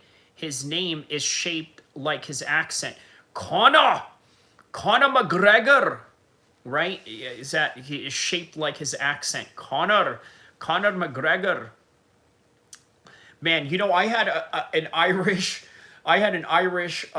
sociologist, a professor, come visit Sac State, right? And out of all the things I could ask this guy, right, I ended up asking him about Conor McGregor. I mean, you have an Irish sociologist professor flying all the way here, right? Imagine, right? Anybody that's traveled from Europe to the United States, I mean, that's, look, put it like this, right? New York to London and, you know, the English Isles is already a long flight. Okay, now imagine that long flight and then going into the West Coast, right? So now that's 12 hours. So he flew 12 hours, okay, to this measly city of Sacramento, okay, to talk to us intellectuals. And the intellectual thing that I asked this guy is, what is your opinion of Conor McGregor? Bro, he looked at me like he lost intellectual respect for your boy. Okay? You know, he just looked completely annoyed. He looked like he did not want to answer the question. He was annoyed at the fact that I brought up Conor McGregor, period. As you would imagine, man, a lot of Irish people, bro. All you bro heads that meet, you know, Irish people, I guarantee you this is what you ask them, okay? Because I'm a UFC bro head myself, bro. You know what I mean? So I see an Irish person, I'm going to be like, hey, so what is your opinion of Conor McGregor? He says, yeah, nailed it. Very Sean Connery. Yes, very Sean Connery. Yes, oh, Conor McGregor. You have to watch out for Conor McGregor. You don't know who you're dealing with these types of people. God, man, I love the Irish accents, bro. It's awesome. He says, are you Dagestan? No, I'm half Arabic and half Pacific Islander. Rodzilla says, Patty McGuinness, very Irish name. Patty McGuinness. Patty Houlihan, right? Man, shout out to Patty Houlihan. He's a 125 Irish fighter, fights out of Conor McGregor's camp. He's got a long beard like mine, ginger and all that. So there can be only one Conor McGregor. Scan says that's a crazy mix. It is, man. You know what? And you know, and yeah, let's just say that it got me different networks of people, right? Having a crazy mix like that got me different networks of people. But more than anything, I think yes, I'm a Muslim. That's my religion. But nationality wise, I'm an American. You know what I mean? Like, yes, I'm gonna be Muslim first, but you know, if you ask me what my culture is, obviously it's American, right? You know, it's the culture that I know, both the East and the West Coast of America. I understand those cultures very well, right? Far more than what I would understand the Arab world to be, even though I've had some, you know, experiences in the Arab world, you know, in different capacities. But yeah, you know, yeah, let's just say it got me a lot of different types of networking for sure. So space that you're in and the life that you decided to take. Yes, it is the life that they decided to take, but it does say quite a bit that a UFC champion is talking about how fighters need second and third jobs to keep themselves afloat, and then the UFC income is their supplemental income. Of course, Isaac Dolgarian. look, here's the thing, right? To be a top UFC fighter, you can't have a job. Okay, you can't have a job. Islander built out of steel, though. Yup, yeah, for sure, for sure. Corey 6 says, stop Sharia, deport Islam. Deport Islam. I mean, what a really ignorant comment to make. I mean, look, you can't deport an entire religion. You know what I mean? This is America. By the end of the day, you're allowed to have freedom of religion, Corey. So, yeah, I mean, very ignorant comment that you, I think, have to really reflect upon. So that's what it is. Terrible effort, in my opinion, a rigged fight. And that's part of why nobody can get in touch with Isaac Dolgarian. That's the latest report, is that he has been unreachable for days now, since Sunday. But oh, yeah. I mean, how are you going to reach Dolgarian right now when the whole world wants to ask him, hey, did you do it? Did you do it? And then he's under federal investigation on top of that. Yeah, for sure he's not, trying to talk to anybody right now. He says Corey came in to throw up on the floor like a sick cat. Yeah. Like, he just came in here just to say that, right? Like, stop Sharia law and deport Islam. You know what? At least you spelled it right. Like, some people out there, they like, yeah, let's stop Shania law. I'm like, Shania law? I'm like, what's the dude's problem with Shania Twain, man? You know what I mean? Shania Twain got some, good music. You know what I mean? What is your problem with Shania Twain, Shania law? Oh, my goodness, man. But the next issue that Aljamain Sterling brings up is fighter pay, and that's a big deal. Fighter pay, these guys making $12,000, fighting with injuries so that they can get injuries covered by the UFC insurance. Now, how about TJ Dillashaw? All right, speaking of Aljo is right here, obviously speaking. When TJ Dillashaw fought Aljo, I knew he had an injured shoulder. I knew it. I knew it. I just didn't want to say anything. I could have easily placed a bet on Aljo, right? You know what? Master Tong placed a bet on Uriah Faber against him because he knew that he didn't train that hard for that fight. Now, how crazy is that? Obviously, Master Tong is no longer in Sacramento, right? So I'll let you do the math on that. Not that I'm saying that has any correlation to that, but imagine your coach bets against you. Like that, man, that's some crazy work. Because if they're not in a fight or in camp for a fight, they will not get that injury covered by UFC insurance, and they won't get paid if they make it to the fight. And that shows you the big risks that these guys are taking for shit low pay. And this brings in the UFC card for this weekend. Gabriel Bonfim going up against Randy Brown in the main event of the Apex, but also his brother Ismael Bonfim on the main card, weighing in 5 pounds over the scheduled limit. The fight's still going to take place against Chris Padilla at a catch weight with a 25% fine on his purse for the weight miss. But you can see right here, in my opinion, Bonfim is very clearly injured in his right shoulder. So there it is. He misses weight at 161 pounds. Of course, there's a weight allowance of 1 pound. So he misses the 156 limit by 5 whole pounds. And then you see right here, the right shoulder is not going to move at all. He's not going to move his right arm at all as he leaves the scale. Let's watch it right here. 51 pounds, the official not moving. Ismael Bonfim.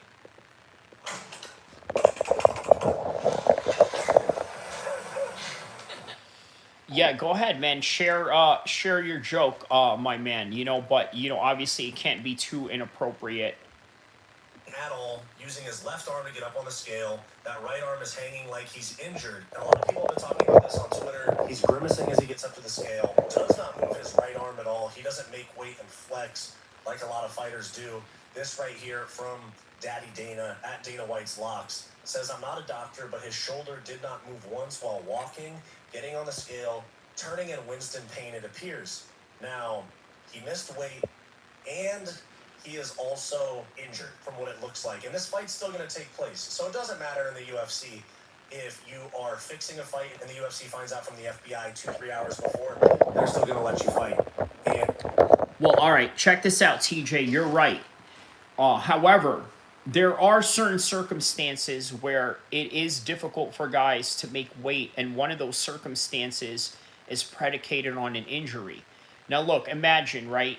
Part of cutting weight is being able to run, being able to hit mitts, being able to sweat your body out as much as possible. Now, you can sit in a sauna all day, but I tell you what I did when I used to cut weight being in a sauna, I would get in there and shadow box. I'd be like, you know what, you're getting some benefits in, your lung capacity, right?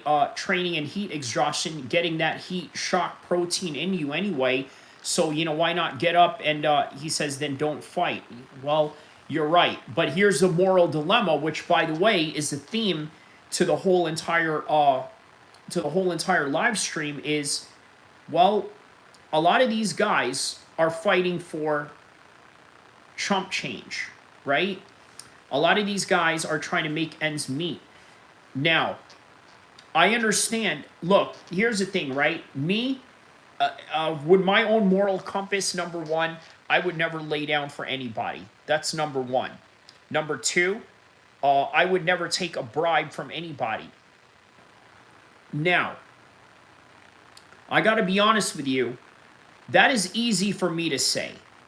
That's the God honest truth. It is absolutely easy for me to say that. I would never, first of all, I would never even get into a fight if I know that I'm injured, right? That is not something that I would do. Khabib, by the way, never advised that when any of his guys. Uriah Faber, right? A guy who I've been around multiple times, plenty of times. He would never allow that to any of his fighters. By the way, FYI, TJ Dillashaw was not a Uriah Faber fighter when he went in there and fought against Aljo, because if he was, Uriah would absolutely tell him, you cannot go in there and fight. But obviously, TJ Dillashaw became his own man. He had his own camp, and he did what he wanted to do. He says, yeah, I cut weight for so many years as a wrestler. Fight your actual weight class. Stop trying to get a bullshit advantage. Yeah, man, you're right, man. Unfortunately, that's just part of the culture, isn't it? That is why they say a lot of MMA fighters are fake tough guys. Hey, it's hard to argue with that, right? It's hard to argue with that. Kevin says, do you work security at a club called... No, I don't work in a security in a place like that. I don't think I've ever worked security, right? Out of all the jobs that I've done, I don't think I've done a doorman job yet. I have had a lot of homeboys that have done, doorman jobs, but yeah, not me. So he says, yeah, I have always hated that part of the culture. Yes, that is the unfortunate part of MMA culture, combat sports culture, is that everybody wants to get down, a weight, especially with grappling-based fighting, right? That would include MMA, jiu-jitsu, wrestling, right? Weight is such a big thing in these sports, not so much in boxing, which is why you've seen people like Manny Pacquiao move up 8 weight classes, right? But at the same time, if you guys are familiar with amateur wrestling, obviously Kyle Dake was a 4-division champion, right? 4 divisions. So from his freshman year, he was at a different weight class. His sophomore year, he won a title in a different weight class. His junior and senior year wins a different title all throughout all of that. MB says, hi, bro, how's your night going, man? My night is going good, my man. Just beautiful California night, 11:20 over here, 40 minutes to midnight. Life can't get any better, my man. But yeah, man, you're right, TJ. They shouldn't fight, but you know, it's a moral dilemma that these people have. You know, they have bills to pay and this and that. Now, look, like I said, right, for me, this is not something that I would do, but it's easy for me to say that because if I was fighting today, even if I was fighting today, it would not be to fight for money. You know what I mean? Like, that would not be my main concern is money. Like, I would not be hard off of cash or anything like that. So therefore, I would not be compromised in any kind of way. And look, guys, listen, this is what I tell you.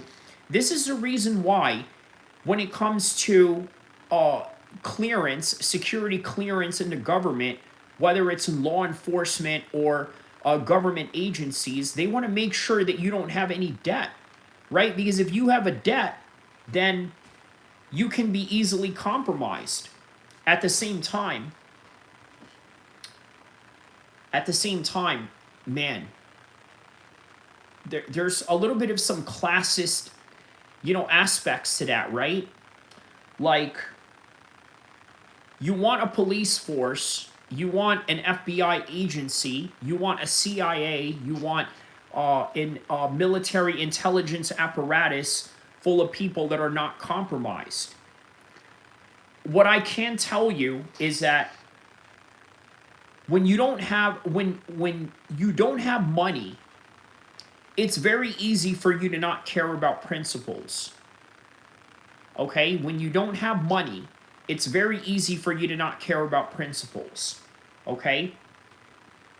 You often notice the guys who stand on principles when it comes to free speech are often entrepreneur guys that don't work for other people. So in other words, somebody like Donald Trump, right? A billionaire, well, I wouldn't say self-made man, but he's got so much money that you can't cancel him. You can't threaten him with his job. By the way, in England, this is something that I noticed. I don't know if you guys notice this stateside, but in England, whenever I see people argue in a train regarding a political matter, the first thing that person would ask as a Karen, right, as a British Karen, what these British Karens would ask in these, in these London trains is, who is your employer?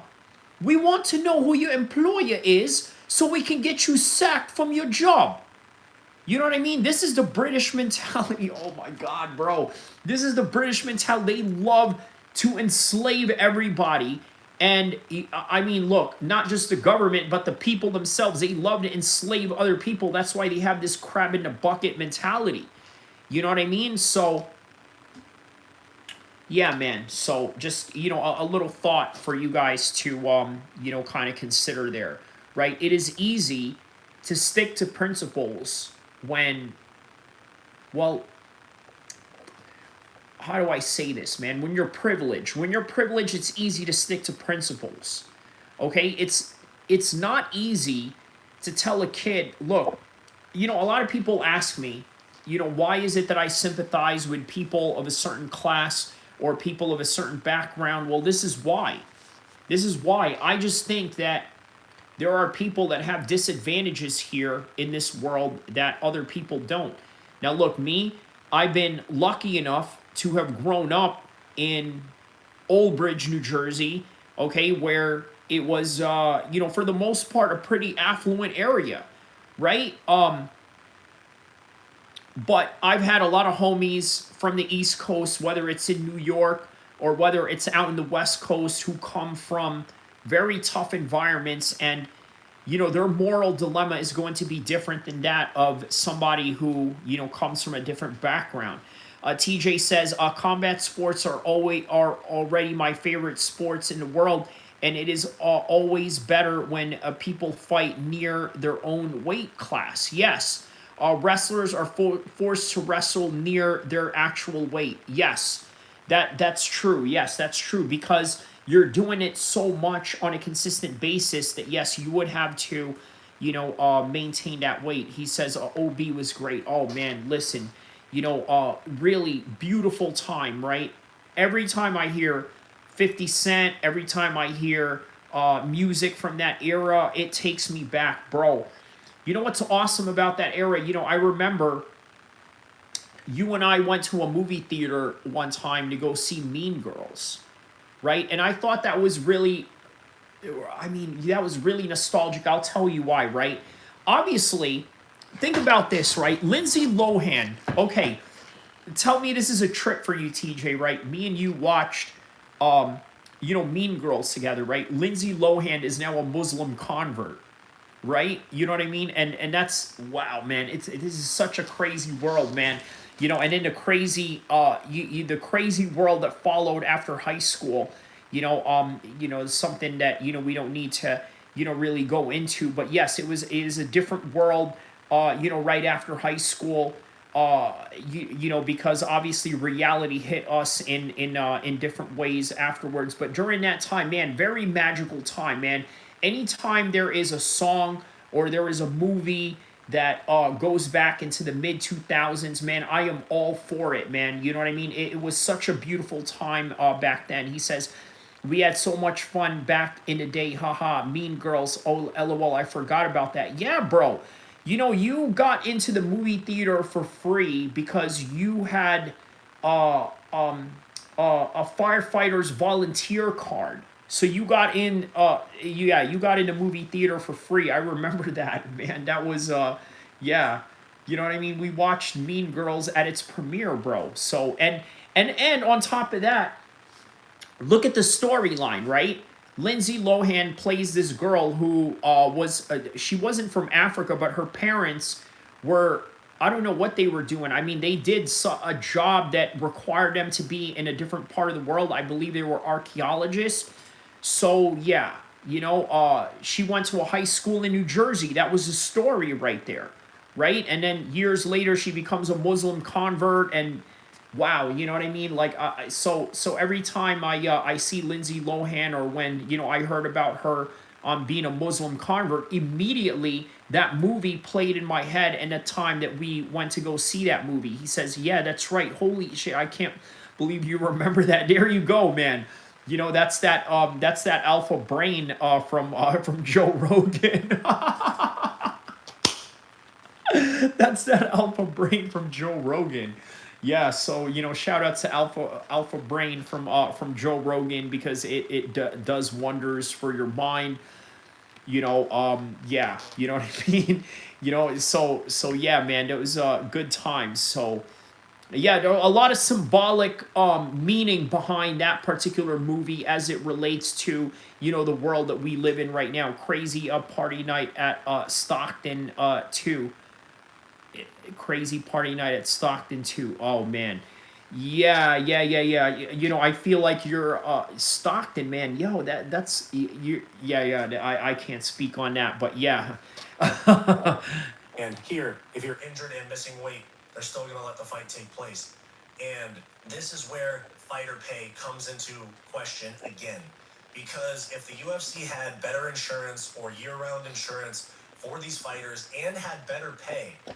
So there you go, right? So there's a moral dilemma right there, TJ, right? Why is this guy fighting when he has a shoulder injury? Well, insurance. So the UFC is not going to insure you unless you fight, because they are paid contractors according to what is written on the contract. So as an independent contractor, they're not obligated to help you while you're not fighting.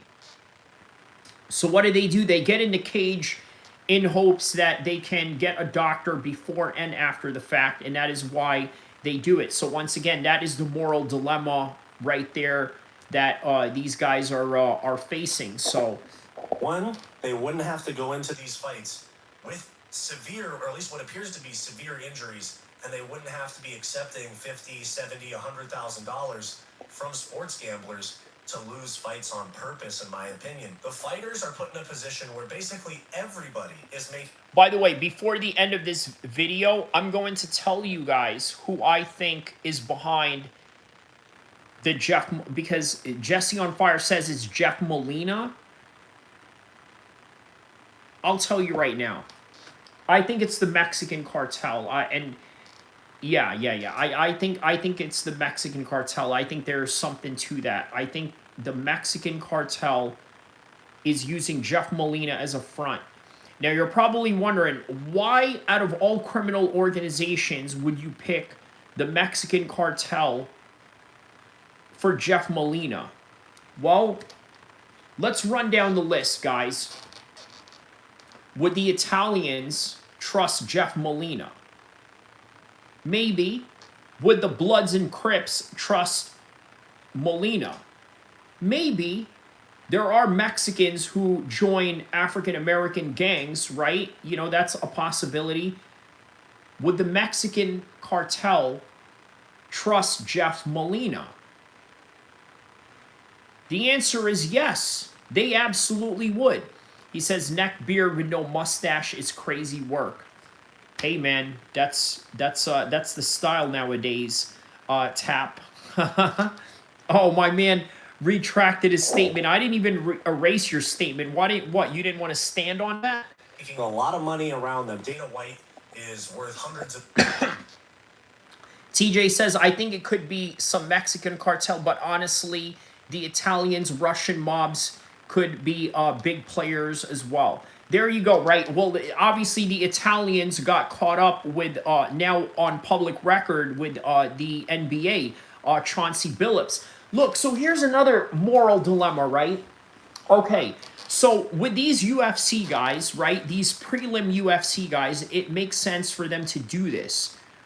Why would you do this as Chauncey Billups, a $9 million coach and an NBA Hall of Famer?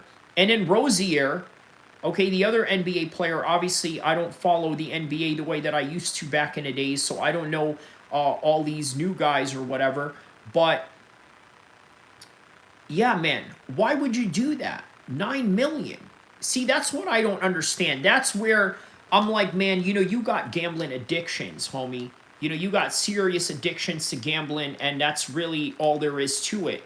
You know, Chauncey Billups has serious addictions to gambling. Rozier has serious addictions to gambling.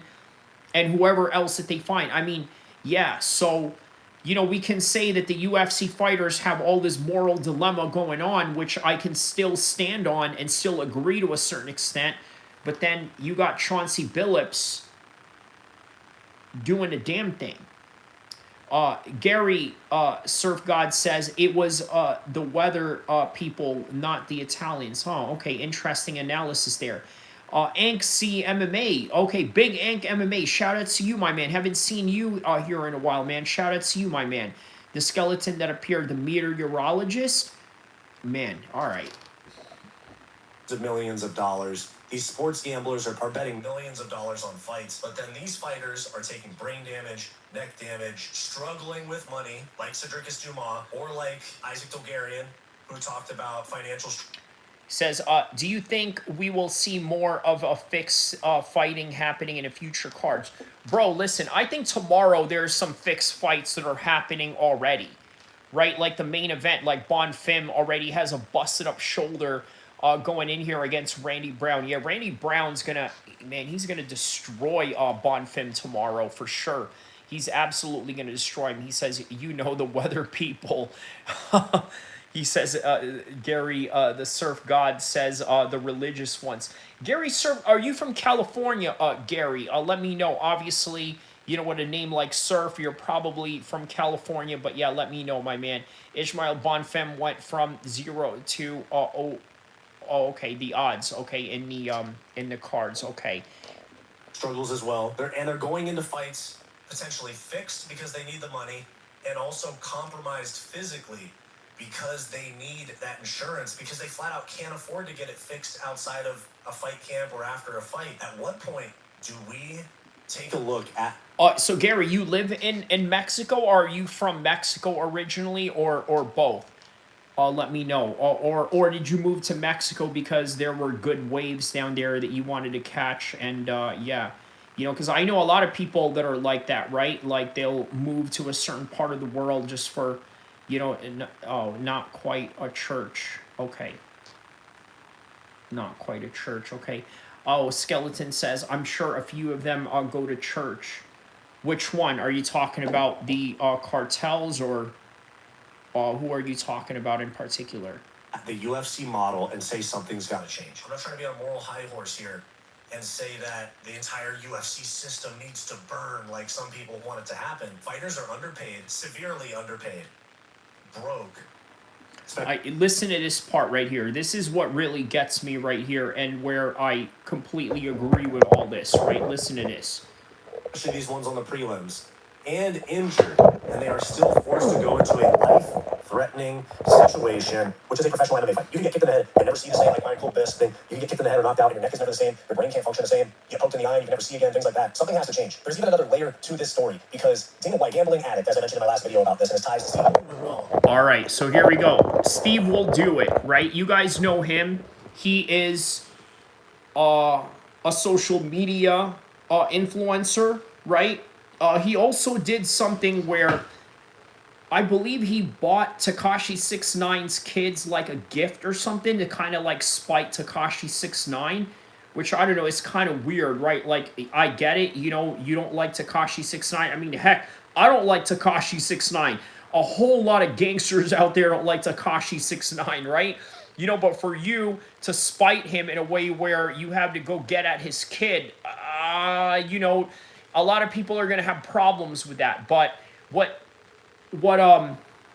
this man is alluding to right here, Fight Society, is that perhaps maybe Steve Will Do It has something to do with this because, well, hear this out. That is actually having a Netflix documentary being made about his gambling habits. So they are making a Netflix documentary about the gambling habits of Steve Will Do It. Right? And he's paid fighters before for losing, by the way. Okay, so is it far-fetched for him to, you know, do what influencers do? Which is what? Influence people on the side. It's an unscripted Netflix documentary while they are following him around Las Vegas for the camera crew. It says he's the subject of a Netflix doc. He once apparently lost $30 million at the tables. 30 million. Man. Oh, my goodness, man. 30 million. I'm glad I don't have a gambling addiction, bro. You know, because I've had some homies that had serious gambling addictions, right? Like, I'm talking about, like, missing rent money, you know, type of deal. But when the house is owned by your best friend business partners, is anyone really going to make you pay? And that's where things get really sticky here for Dana White, because allegedly, I reported on this back in September, he owes Red Rock Resorts and Casino $25 million. Some people say 30, some people say 50. It's somewhere in the $25 to $50 million range that he owes to the Red Rock Resorts and Casino in Las Vegas for gambling debts. Now, where this starts to implicate the entire fixed fight UFC gambling scandal is that the Red Rock Casino and Resort.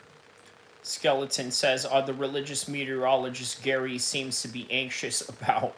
Yeah. Is owned by Station Casinos. And Station Casinos was founded by Frank Fertitta Jr. and is owned by Frank and Lorenzo Fertitta, who are Dana White's best friends, and they were the former owners of the UFC before they sold to Endeavor back in 2016. So is Dana White, and this is me just asking, is Dana White involved with this fixed fight scandal for the sake? Yeah, so let's get to some real strange suspects in this, right? Dana White, right? I mean, why would he do it, right? He's the president. Well, listen, guys, Dana White has a gambling addiction as well. You see what I'm saying? When you have a gambling addiction, I don't put it past you. Look, there is a reason why Allah, okay, forbid gambling. There is a reason why, because it will lead you to a lot of immoral places. Ernie, shout out to Ernie 820. He says, so I have always wondered why these fighters don't just be their own agent. They are already in the UFC. Many pro athletes have their moms or dads be their managers. Well, here's the thing, right? A lot of fighters don't trust their family members to be their managers, right? And sometimes with good reason. I can go into other sociological aspects of that goes into jealousy, that goes into self-sabotaging. There's a psychological component to that explanation as well, considering the fact that some of your worst enemies and some of the worst people in the world that don't want you to do good are sometimes your own family. So there's that, right? And then there's also the aspect of the fact that a lot of fighters are not that highly educated, and so they need other educated people to help them. Now, is it good that there are people out there who have fought like myself, who have actually helped some fighters behind the scenes and this and that? Yes, that is good. There's also other people out there that can do more things than that of what an educated fighter or former fighter can do. So, you know, here comes people like Ali Abdelaziz. Here comes people like, you know, Ibrahim Kawa, the manager of John Jones and Jorge Masvidal. There's people like Simpson, who, by the way, came from what I believe was the Paradigm Sports Company ran by Audie Atir, right? Shout out to Audie Atir from LA. He is Conor McGregor's manager. So Mark Haney says, very rarely in American culture does working with your family work out financially and emotionally for all parties. I mean, yeah, you definitely would understand and know, you know what I mean? As you know, as a Mexican homie, you know, you understand this is something that a lot of my Mexican homies, especially on the Norte side, you know, tell me, right? You know, oh, you know, I could never work with my family blood, you know what I mean? Fuck them, you know, this and that, right? Like, it's, you know, it's one of them type of things, you know? So Ernie 820 says, yeah, true. I just know a coach is already pretty expensive. They deserve more money, but some I feel is living beyond their means. And that's another thing too. I've seen coaches become managers to certain fighters, right? But I don't know how that works out, because once you start coaching at a high pro level, then you got all these other guys that you got to work with as well. So for you to give a managerial position to yourself, you know, long term for a fighter while, you know, having to work with different fighters, I mean, it's just, you know, very time consuming. So the Skeleton says, unrelated to Gary's crack team of kosher forecasters, but I'm culturally obligated to finish the joke I posted earlier before I head out. Okay, go ahead. Ernie said, okay. Ernie says, yeah, true. It's the coach is pretty expensive. Okay. Mark Haney says, yeah, Mickey Ward, what it's like working and being managed by. Ask Mickey Ward what it's like. Can you give me a context on what happened? Because obviously I know about Mickey Ward's you know, wars with Gotti in the ring, but I didn't really know much about his out of the ring experience. If you can elaborate on that for me a little bit, Mark. Goal says, can you loan me 200? How about you throw me some super chats, my man? You know what I mean? The Skeleton appeared, says, why are there no skeleton on skeleton UFC fights? Well, because there's no weight class to support it. There you go. Is that the joke that you're trying to implement there? Let me know, my man. Of paying back. Says because the UFC doesn't host underground events, and we wouldn't have the guts to fight each other. And because we don't have the guts to fight each other. Okay, there you go. Okay, I get that joke. Yes, a little bit of an anatomy joke right there, but okay, I get where you were going with that one. Mark Haney says, oh my God, because his mother ran him for a bit. His brother was a junkie and stole his time and energy and money and resources. Was that the movie with Christian Bale as the brother, and then the one who fought Sugar Ray? Was that same movie? And it was played by Mark Wahlberg? Is that the movie, Mark Haney? Let me know if that's the Mickey Ward movie. The Fighter. Let me see if that was what that was about. The Fighter with Mark Wahlberg. Okay, The Fighter with Mark Wahlberg. So Mickey Ward. Okay, there you go. Okay, so all right. Okay, so that was about Mickey Ward. Sorry. So I do know a little bit about his, I mean, if that is, you know, non-fictional, obviously. So, okay. Says, if I had disposable income, you'd get some. Okay, well, I appreciate that. Devin says, can you quit yapping? No, I cannot. This is a talk show, my man, and this is what you do. You are here to talk, and that is what you do. So for you to tell me to quit yapping, that is like me telling your tires to stop moving in the middle of you driving to your destination. So in other words, Devin, shut the hell up and go to hell, because what your opinion of you saying that right now is totally unappreciated, unwarranted, and unwanted. But you can stay anyway. I'll let you say whatever you want to say, as long as you don't get too offensive, or if you don't, get out of line. But on any regards, yeah. Skeleton says, Devin, can you get your mom to quit calling me? Oh, man, we got real mama jokes going on right now. By the way, man, how old is everyone in here, by the way, right? Just asking, right? Just, kind of getting a bit of a survey just by the observation of what I notice you guys conversating with each other. I think I could tell that, maybe you guys are in your 20s a little bit, right? These are just kind of the things that we say to each other when we are in our 20s. But yeah, on any regard, yeah, very interesting stuff, to say the least. But yes, all right. His best friends that he owes between $25 and $50 million in gambling debts too. And he even made an appearance a few hours ago on a vlog with Kamaru Usman and Henry Cejudo, who have a... Skeleton says, I was 34 when I died, but that was in 1853. Man, you're really playing up to this whole character with a backstory and everything. Ernie says, Jesse on Fire called out Jeff Molina for being the one offering people $500K to take 5. Yeah, man. So Jeff Molina is a front man, and TJ Peterson earlier said maybe it was a Russian mafia. I mentioned the Mexican cartel. He also mentions the Italians. That could be a possibility.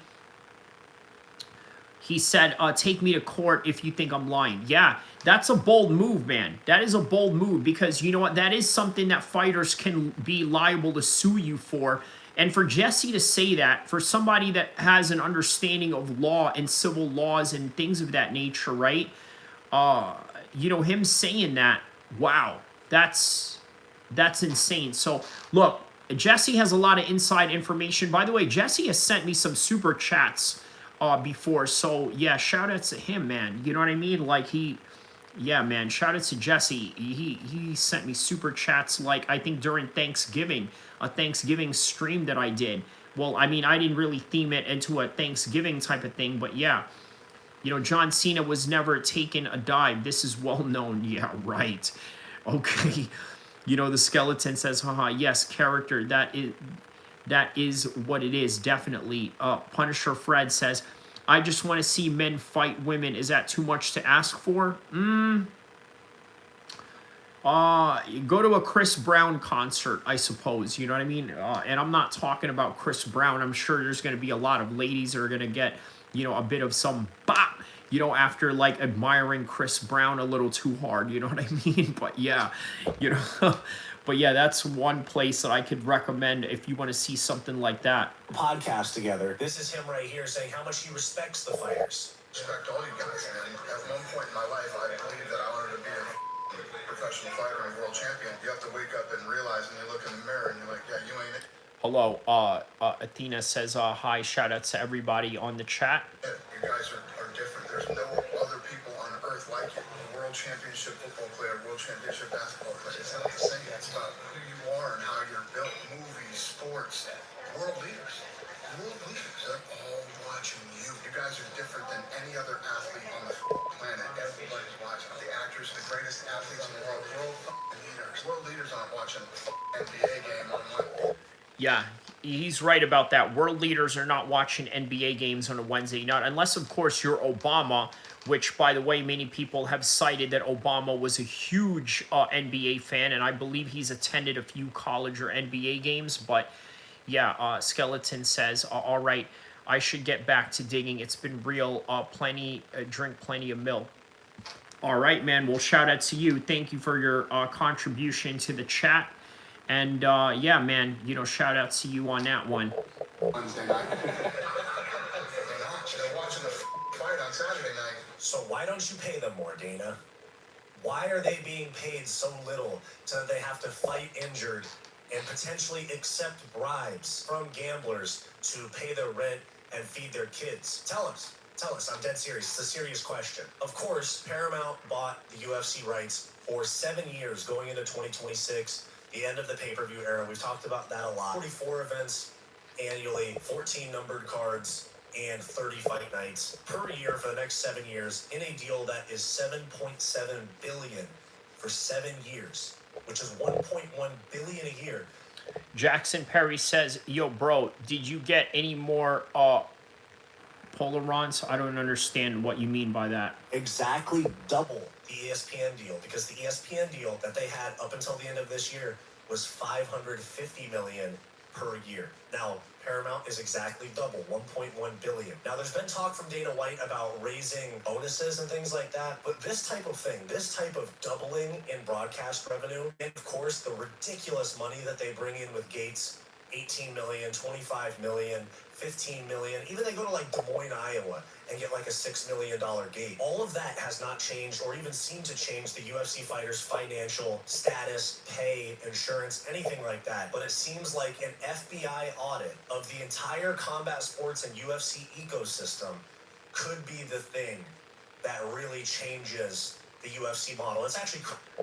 He's right about that. This can absolutely change the whole entire UFC model, and they have to prevent people from taking these types of dives, right? Well, how do you do that? Pay them more. Okay, well, is that really feasible? Maybe. Now, look, a lot of people say that that is the solution, but you don't know, man. You don't know how the cookie is made behind the scenes. You don't know how much they pay for, let's say, you know, site fees on a certain event, whether they're at the O2 Arena in London or at the Madison Square Garden in, you know, in New York, which is going to be, yeah. My bad. I thought you had made a live review of Poor Lunds. It's pronounced weird.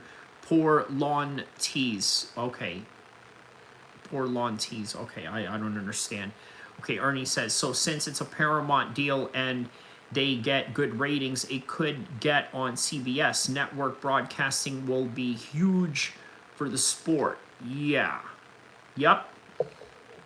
Crazy to... But they got to pay more. They got to pay the fighters more so that they can prevent these, you know, foolery from happening. So I think that the straw that broke the camel's back with the way that the UFC treats their fighters is the FBI cracking down. And I wouldn't be surprised if we see something similar to a Muhammad Ali Act come of all of this. It's going to take time. It's going to take years. And the UFC machine is going to continue running. I mean, obviously, we have an event this weekend that somebody is going into injured because they probably need the money and they need the insurance. There you go. So why is he going there injured? Because he probably needs the money and he probably needs the insurance. So there you have it. I think it's time that we have a serious talk about fighter pay again, because Dana White's making millions hand over fist. The UFC is making billions at this point. Sports bettors are making millions. But the fighters that are risking their health are making 12 and 12, or they're making 30K.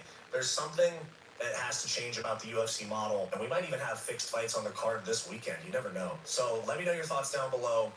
What can be done about this? Do you think that the refs and the managers and the matchmakers and the judges are involved in this? Do you think Dana White's involved in this? Because they're going to make this seem, Dana White's trying to make this seem like an isolated issue, and it is very clearly not. So let me know your thoughts down below. Do you want more from Fight Society? All right. So, Honeybee says, can you show us your cat's litter box? I don't have a cat, my man. Hello, everyone. We're back with another episode of Fighting Matters with my co-host today, Steve Kwan from BJJ Mental Models. How are you doing, Steve? Doing good, buddy. How's it going, Stefan? Getting by. And of course, we've got the illustrious Luke Thomas. Shout out to Luke Thomas, by the way, former Marine, okay, journalist. On top of that, a liberal DC twat, okay? You know what I mean? Like, that's just being honest. But you know what? He's a very smart individual. He's also part Arab, so, you know, I mean, there's a lot I could relate to with Luke Thomas except for the liberal part. But yeah, shout out to Luke Thomas. He does have a lot of great takes. And let's hear what he has to say on that. He was on the Fighting Matters podcast. This should be really interesting right here. So I think it's a stretch to think that there will be any fixed fights for a while. Nobody wants the Fed smoke. Man, you'd be surprised, bro. I kind of agree with your notion there, but at the same time, there are people out there that will risk it for the biscuit because they're just desperate. The most respected, best-known MMA commentators, and we wanted to talk about the UFC betting scandal today, Luke, if that's okay. Sure. Can you lay the stage for us? Well, let me issue a couple of caveats at the front of this conversation that your audience should know, and then use that to then judge what I'm about to tell. By the way, let me tell you what I love about Luke Thomas, right? Every time I listen to him talk, okay, I feel like my IQ has gone up even higher. So if you guys love the fact that, you know, I give you a lot of high IQ takes, I give you guys intelligent, you know, takes on top of being very articulate at the same time, let me tell you that I learned all of that from Luke Thomas himself. Okay? By the way, every fighter has a certain fighter that they look up to, that they try to emulate style-wise, right? Well, as an MMA journalist, Luke Thomas is my example of that role modelship. Oh, after that. First is that there is some... But he's still a liberal DC twat, so I also want to keep that in mind as well. You know what I mean? But shout out to Luke Thomas, you know, one of the OGs in the game. That is known about this scandal, and it's important, and we'll lay that out here in just a moment. But if I could just be honest, there is a lot we simply have no information about, including that the gentleman at the center of this scandal, Isaac Bulgarian, we can clearly say that there is something very suspicious. I think there's a reasonable evidentiary basis to make that claim, for sure. But we don't know if he actually did anything illegal. We don't know if he did anything wrong. And when I say no, of course, I mean... Now look, you want me to give you guys an estimation or a prediction of what's going to happen? I don't think anything is going to happen with any of these guys. I don't think they're going to face prison time or anything, because it will be very difficult to prove that they took a dive. I mean, how do you measure effort in an individual person during a match? How do you measure that? You can speculate. You had Mike Chiesa. You had Daniel Cormier. I believe you even had Michelle Watterson in the analyst desk, right? Overlooking this fight that we're talking about. A lot of them were very suspicious of it, rightfully so. But once again, how do you prove it? Just like what Denzel said in Training Day. What did Denzel say in Training Day? It's not what you know, it's what you can prove, Jake. It's what you can prove, Jake. All right? It's what you can prove. Jesse seems to think Jeff Molina could be working for the feds now. Makes sense, to be honest. Well, not necessarily working with the feds, but maybe working for some kind of organization as a front man. Now, why would they pick Jeff Molina? I mean, your guess is as good as mine. We can only speculate right now. But once again, if you want to make it fun and you want to put some interesting speculations, my go-to was the Mexican cartel, right? I mean, Jeff Molina, Mexican, right? Not that hard to, you know, kind of put that together. So, yeah. But once again, that's just speculation. That is not merely true, nor am I presenting that as true facts or evidence, but my own hypothesis based on nothing more than just mere entertainment. Having the kind of evidence that would give you the reason to make a claim that we clearly ascertain he did something illegal. We don't know that. And so there's a lot that is really unknown. That's caveat one. Caveat two is, I'm just going to lay this out, I do a podcast with a company called All the Smoke, and that is a part of the DraftKings network. Now, I want to be very, very clear about this. I have had not a single meeting or any dictum laid out to me that I can't say what I want, not only about this issue, but about any other during my entire time there. But, you know, to the point that we're going to have, the sports betting is such a ubiquitous part of sports media at this point that, you know, the entanglements that people like me and various others will have can be in any way significant. Now, to answer the question, where are we at 30,000 feet? It goes something like this. Last Saturday, there was an event at the UFC Apex event. This is their, quite literally, in-house facility that they own in Las Vegas. There was a bout between two featherweights, Isaac Dolgarian and then a fighter by the name of Yadier Del Valle. And early in the week, Dolgarian, who, by the way, 29 years old, was something of a hype. By the way, I'll tell you what I'm concerned about with the guy who actually won this, right? How will his career be judged after this? As you would imagine, they would probably judge it with a bit of some skeptical eyes, right? Like, okay, well, did you really win that? Well, how are you going to do in your next fight? His next fight, a lot of people are going to be asking a lot of questions, and all of this cloud will be hanging over him.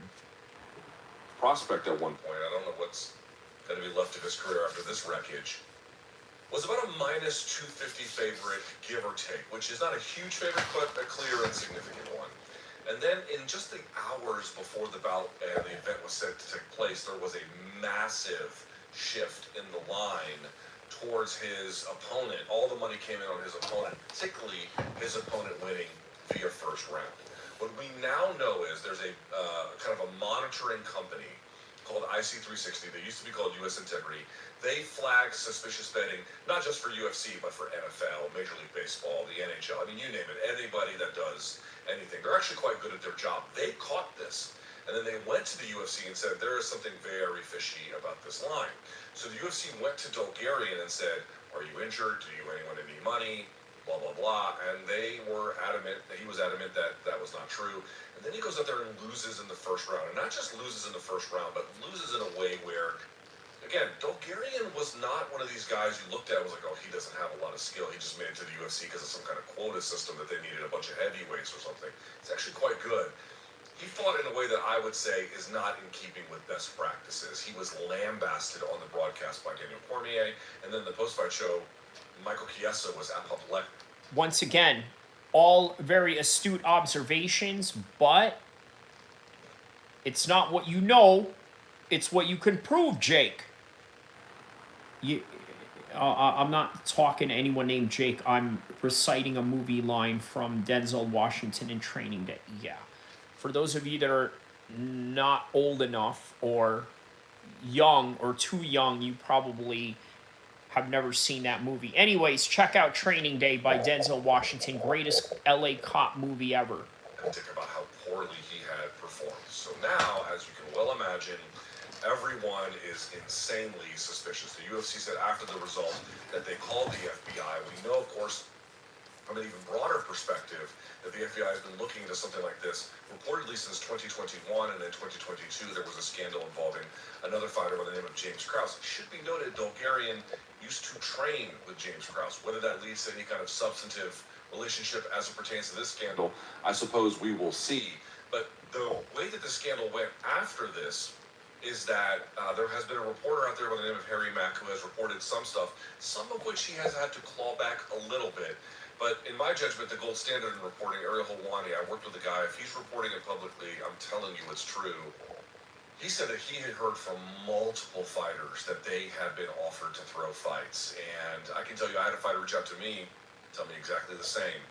And so it ran with this whole process of, wait a second. There may have been not just something suspicious about this fight, but it might be happening more broadly. And in fact, it looks like, and again, number one caveat, we don't know a lot, but there appears to be at least some evidence that a certain class of fighter is being targeted by figures to throw fights. And what is that class? Good enough to make it to the UFC, not good enough to make a lot of money in the UFC. Yeah, so that right there is an exploitive weakness right there.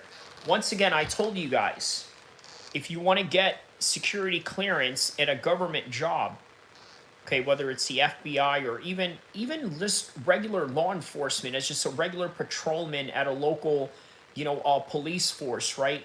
You need to have your debt intact, meaning that you don't have any problems with your debt, or you don't have any issues with, owing anyone any money or any financial burden that's placed upon you, because you are susceptible to corruption, right? If you have debt and you're working for a government with high security clearance, the Chinese could easily come up to you and say, hey, give us some government secrets from, the United States, and we'll pay you this much. You're vulnerable. You're vulnerable. And these criminals, look, man, they're no different than people who work in government. I mean, they often say that, gangsters and government people are one and the same. They have almost the same types of skills in terms of manipulation, I can tell you that much.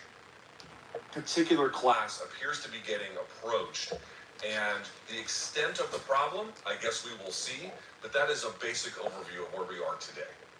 Yeah, sure. I have a question here to maybe follow up on this. You talked about a certain class of fighter who may be vulnerable to this, and I'm guessing that what you're saying is there's probably this group of people where they're not making enough money as a UFC fighter alone, and so the prospect of taking a bribe could be very attractive to them.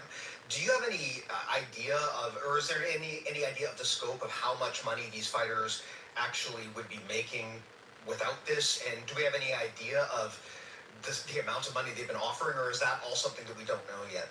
Again, so much we don't know, and for one reason, the UFC convinced the Nevada Athletic Commission to no longer release pay stubs to the public, so we don't actually know what Bulgarian made. But suffice to say, if you're on one of these Apex cards, that doesn't mean you're nobody, but it probably indicates you're not at the premium end of the product. There was one fighter who came out afterwards and was like, not involved in this scandal, but was like, yeah, I've been approached a bunch of times. I mean, of course, I denied it. And then someone asked him, how much were you offered in one of those cases? He said 70K. 70K to be thrown. I mean, I would imagine, again, what Bulgarian made, I don't know, but, it probably would not in any way be exaggeration to say somewhere around the 20K mark, right? 20K to show, 20K to win. Well, look, see, this is what I mean, guys, when I tell you that, look, this Bulgarian guy, he's not a bad person, right? I don't want anyone to get the wrong idea. Look, he made this choice, but you got to understand, man, some people have, a different set of choices to make, right? And I'm not one to judge, one choice over the other, right? Like, that's just, wow. Wait, I am speculating about that, but that's kind of where we are in this whole process. And just do the math on that.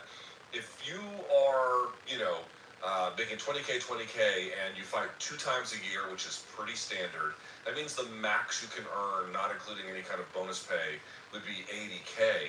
If you lose one of those, now you drop another 20K off of that. Then you have to pay out taxes, management fees, trainer, whatever. You're just not making a lot of money. Which, again, begs the question, is the UFC going to change their whole entire culture based on this FBI audit? Maybe not, because, you know what, a lot of people are saying, hey, it's Kash Patel, Dana White, they're all homies. He's not going to go in there too hard, right? Especially if he finds anything that Dana White is complicit with. But then again, you never know, man. Kash Patel might really be all about being by the book, and being by the book, on top of that, being a true patriot and actually doing, God's work, right? In a way where he would probably go after Donald Trump if he was to find anything malicious about Donald Trump. You never know. In a situation like that, and these are not, the pay figures I'm giving you are not in any way unrealistic. So I don't know that what's being offered to the fighters in these situations is some vast sum, but your general calculus is correct. It's enough of amount of money that they probably feel like, and again, to the extent this is happening in some kind of grander scale, that if I can just sneak this through, I'm able to collect a certain amount of money that would ordinarily be out of reach on a single night, absent something like a 50K bonus that they could get for, incredible performance. But one of no one's really brought this up, but if you actually look at who gets the bonuses on UFC cards, it makes sense when I say this. It tends to go higher up on the card. Not always, certainly, but as a general rule, if you're on the main card, the probability that you win a performance bonus tends to be higher than if you're on the prelim card. So there's just a lot of ways in which this can, you can see why. Which means that the people who are already struggling on the bottom are getting paid even way less, and then the guy on top of a prelim or top of a main card is getting that 50K bonus when he probably doesn't need it, right? But yeah, I mean, that's the inequality issue that is being talked about right here. This group was targeted specifically by whoever these bad actors may end up being. I have never understood the economics of being a UFC fighter in the general case. I mean, yes, people at the top of the card are going to make substantial money, although arguably far less than they deserve. But the people lower down on the card have always been some. Oops. Sorry about that. I'd understood financially how they make it work, especially with the restrictions on sponsorships, right? In the UFC now, with the lack of control over that. I mean, like you said, the numbers you cited, there are interns in parts of America that are going to get paid more than that, and they're not. Ernie says this crime was done poorly on the back end. They could have used beards to place bets, used 2x2 betting place bets over weeks prior, and not made it so obvious. Yeah, again, man, I see the strategic method that you are bringing forth, and that is very reasonable. But when you got people that are greedy, or you got people that are in desperate times, they are going to just act on that, man.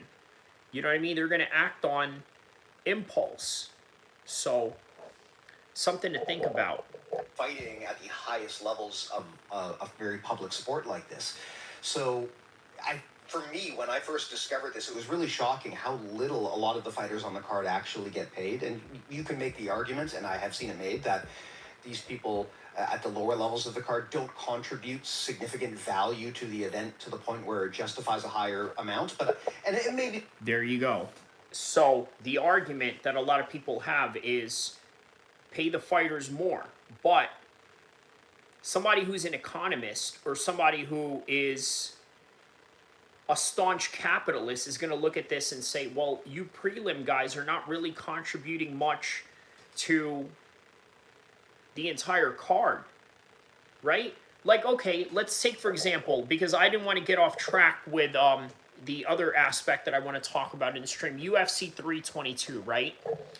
Okay, so let's talk about this, right? UFC 322. Stack card, okay?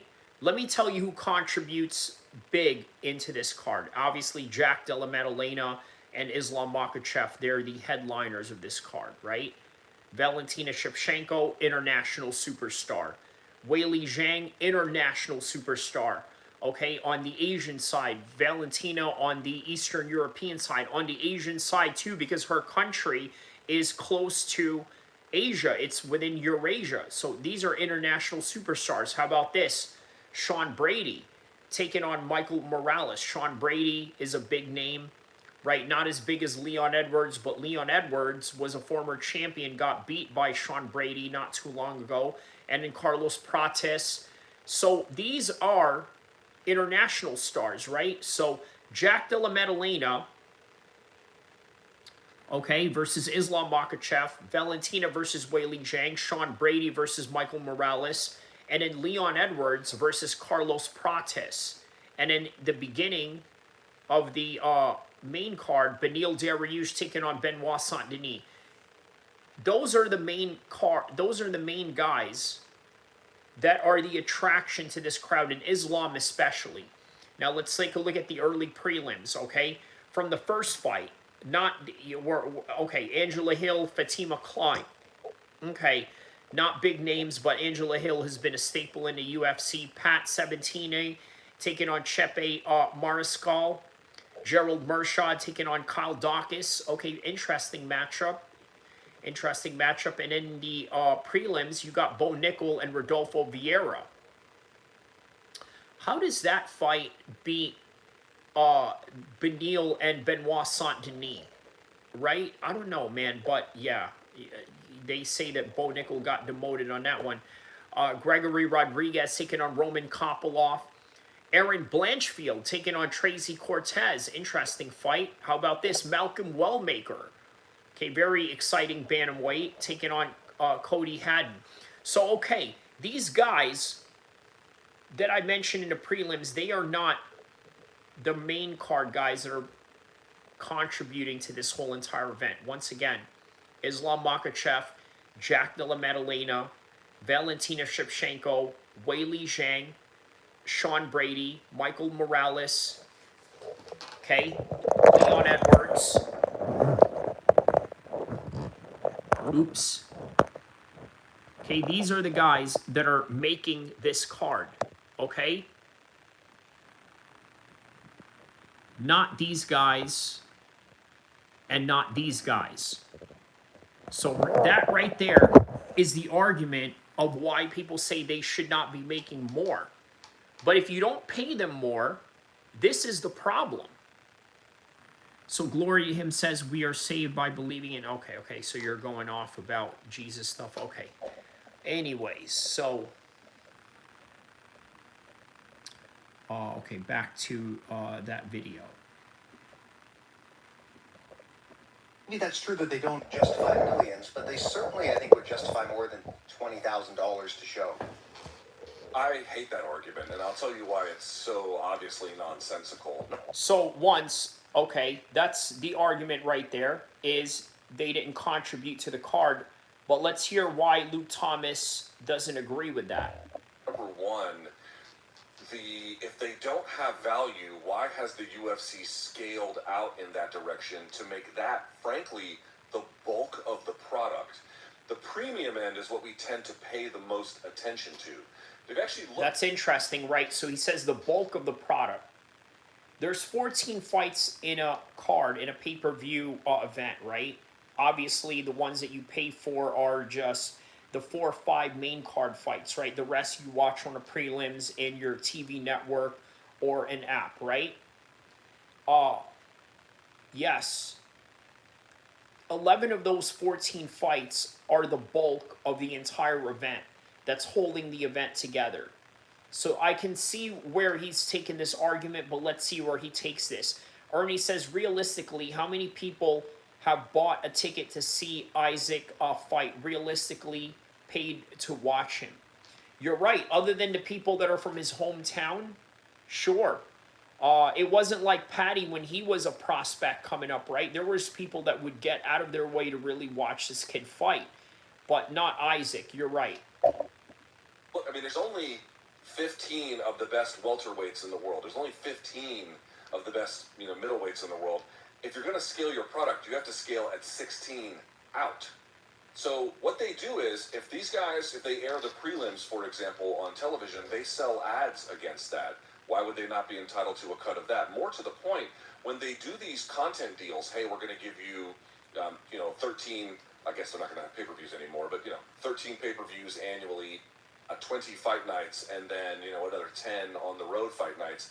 They're scaling out all of that product as part of a deal to generate the revenue as contracted media rights fees. It comes as that bulk is part of that. Now, what percentage of it that they should be entitled to is up for debate, but literally these ad deals and these media rights deals would not be nearly as big as they are because you can't deliver 40 plus events a year if you don't scale your product out from 16 in the world on down to 50 in the world. That's where... So there you go, right? I've now learned something a little bit new. So for them to hold all of these fights, okay, you got to bring all of these fighters because, look, what these companies are paying for, ESPN, Paramount now, what they are paying for is bulk, okay? What do I mean by bulk? Well, this weekend, do you look honestly, right? Do you honestly really care about Randy Brown and Bonfim? I mean, I do because I'm a MMA hardcore, but you ain't talking to me. I'm talking to you, the proverbial you out there that has other things to do on a Saturday night rather than just covering fights. By the way, I don't know if I'm going to do a live stream on that fight tomorrow, but yeah, I kind of want to save my energy on the live stream for it, but that's another story. But you get what I mean, right? But you got to make up these bulks, and what is that 7.7 billion worth? It is from that bulk of these fight nights, from the Garcia Onama card, from the Bonfim and the Randy Brown fight, all leading up to the UFC 322 fight, along with the prelims that I had just mentioned in that in that stack card right there. So yeah, but at the same time, Ernie is right with his last comment right here. Realistically, how many people have actually bought a ticket to see Isaac fight and realistically pay to watch him? But this is Luke's argument in retrospect to that. The bulk of those fighters get put together to make 40 plus events possible. So and also the fact that they put up all of these fights all together, they can build stars for the long term. Think about it. This is how Kevin Holland was born. This is how Khamzat was born. So, yeah, something to think about. The idea that, like, yes, is any single one of them responsible as a big revenue generator for the UFC? No. But as a class and as what their utility is for the UFC, it's extraordinarily high. I really don't like that argument. And more as just a point, if you're the one getting brain damage to do this activity, my personal view is you are entitled to the lion's share of what these proceeds should be. And we know matter-of-factly that that's not happening even at the high end. You know what? Dana White is going to vehemently disagree with that because he has his attitude where you earn what you kill, right? That is the mentality of Dana White, and that is absolutely contrasting to that of Luke Thomas right now in his notion that he's implying. Highest level. The point you raise about the economics of the UFC situation, people glamorize, obviously, the very, very high-level guys, your Ilia Toporias and the like. Yes, those guys, the potential for what they can earn, even if it's limited because they don't have either laws or unions to protect their interests, it's still going to be, in an aggregate sense, millions, right? It's still going to be a lot of it. And so people glamorize that. But once again, like, what is the more... If you just look at, there's more than 600 or 700 fighters in the roster... the vast majority of their experiences are not going to be that. They're going to be closer to the other end. And, one thing that someone else brought up to me I thought was a really great point. If you were trying to get a security clearance to work for the United States government in some kind of... Here we go. I mentioned this to you guys. Right here. Luke Thomas is going to elaborate on this right now. Sensitive way. They're going to do a pretty thorough background check on you. And one thing they're going to look at is to what extent do you have any debt or financial liability, or do you have a level of financial distress that can be leveraged against you? Do you have a level of financial distress that can be leveraged against you? Now, why is that important in the world of government bureaucracies? Because when they are trusting you with high security clearance, they want to make sure that you're not going to be compromised by the Russians with just maybe a couple of thousands of dollars, $100,000. All right, we'll get you good with this. You got college loans or this, that, and the other. All right, this is what we'll do. So... Now, in this particular case, it's not blackmail, right? Like, that's not what we're talking about. But the pain point of having financial distress, certainly as a causal factor, one among other things, can be leveraged to make these guys do things that they would ordinarily not want to do. I've seen people argue, hey, this is, it's an integrity issue. Well, yes, of course, on some basic level, that's obviously true. But it's also true that if you're suffering through, various things that can affect you in your life, financial distress or limits being one of them, that does just statistically make you more prone to be doing these kinds of activities. I don't think, in my judgment, that whoever is asking these fighters to do it targeted this group by accident. Seems quite intentional. Makes sense. I guess we have zero idea who targeted these people, but if you had to guess, from previous scandals in MMA or in boxing or in other combat sports, who is it who's typically putting pressure on these competitors to throw matches? Yeah. Before we find the answer to that, Ernie says, now hear me out. Let the fighters bet their fight purse against Dana openly. Problem solved. Good for everyone. I mean, I don't know if they would allow that, but all right. I want to be very careful because I just don't want to say things that I don't have an evidentiary basis for.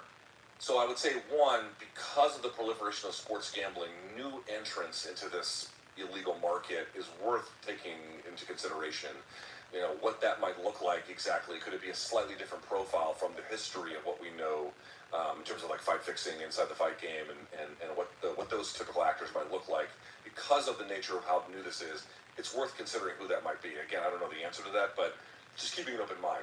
If we're looking historically at what this kind of thing is, typically this is tied to organized crime in certain cases, or, you know, not so much with, like, you know, grand crime families. Could be low-level guys in low-level operations, but still, you know, dangerous kind of people. In fact, one of the things that's been kind of interesting is, and again, I don't know if that's the case here in this particular scandal. I want to reiterate this as clearly as I can, but one thing that did come up in this conversation was Dana White saying, hey, if you're one of these fighters and you were approached, why didn't you tell us? Why didn't you tell the UFC? And there's a couple of answers you could give, not least of which is, and again, I don't know that this is the case, but could these be violent people that you just don't really want to get sideways with?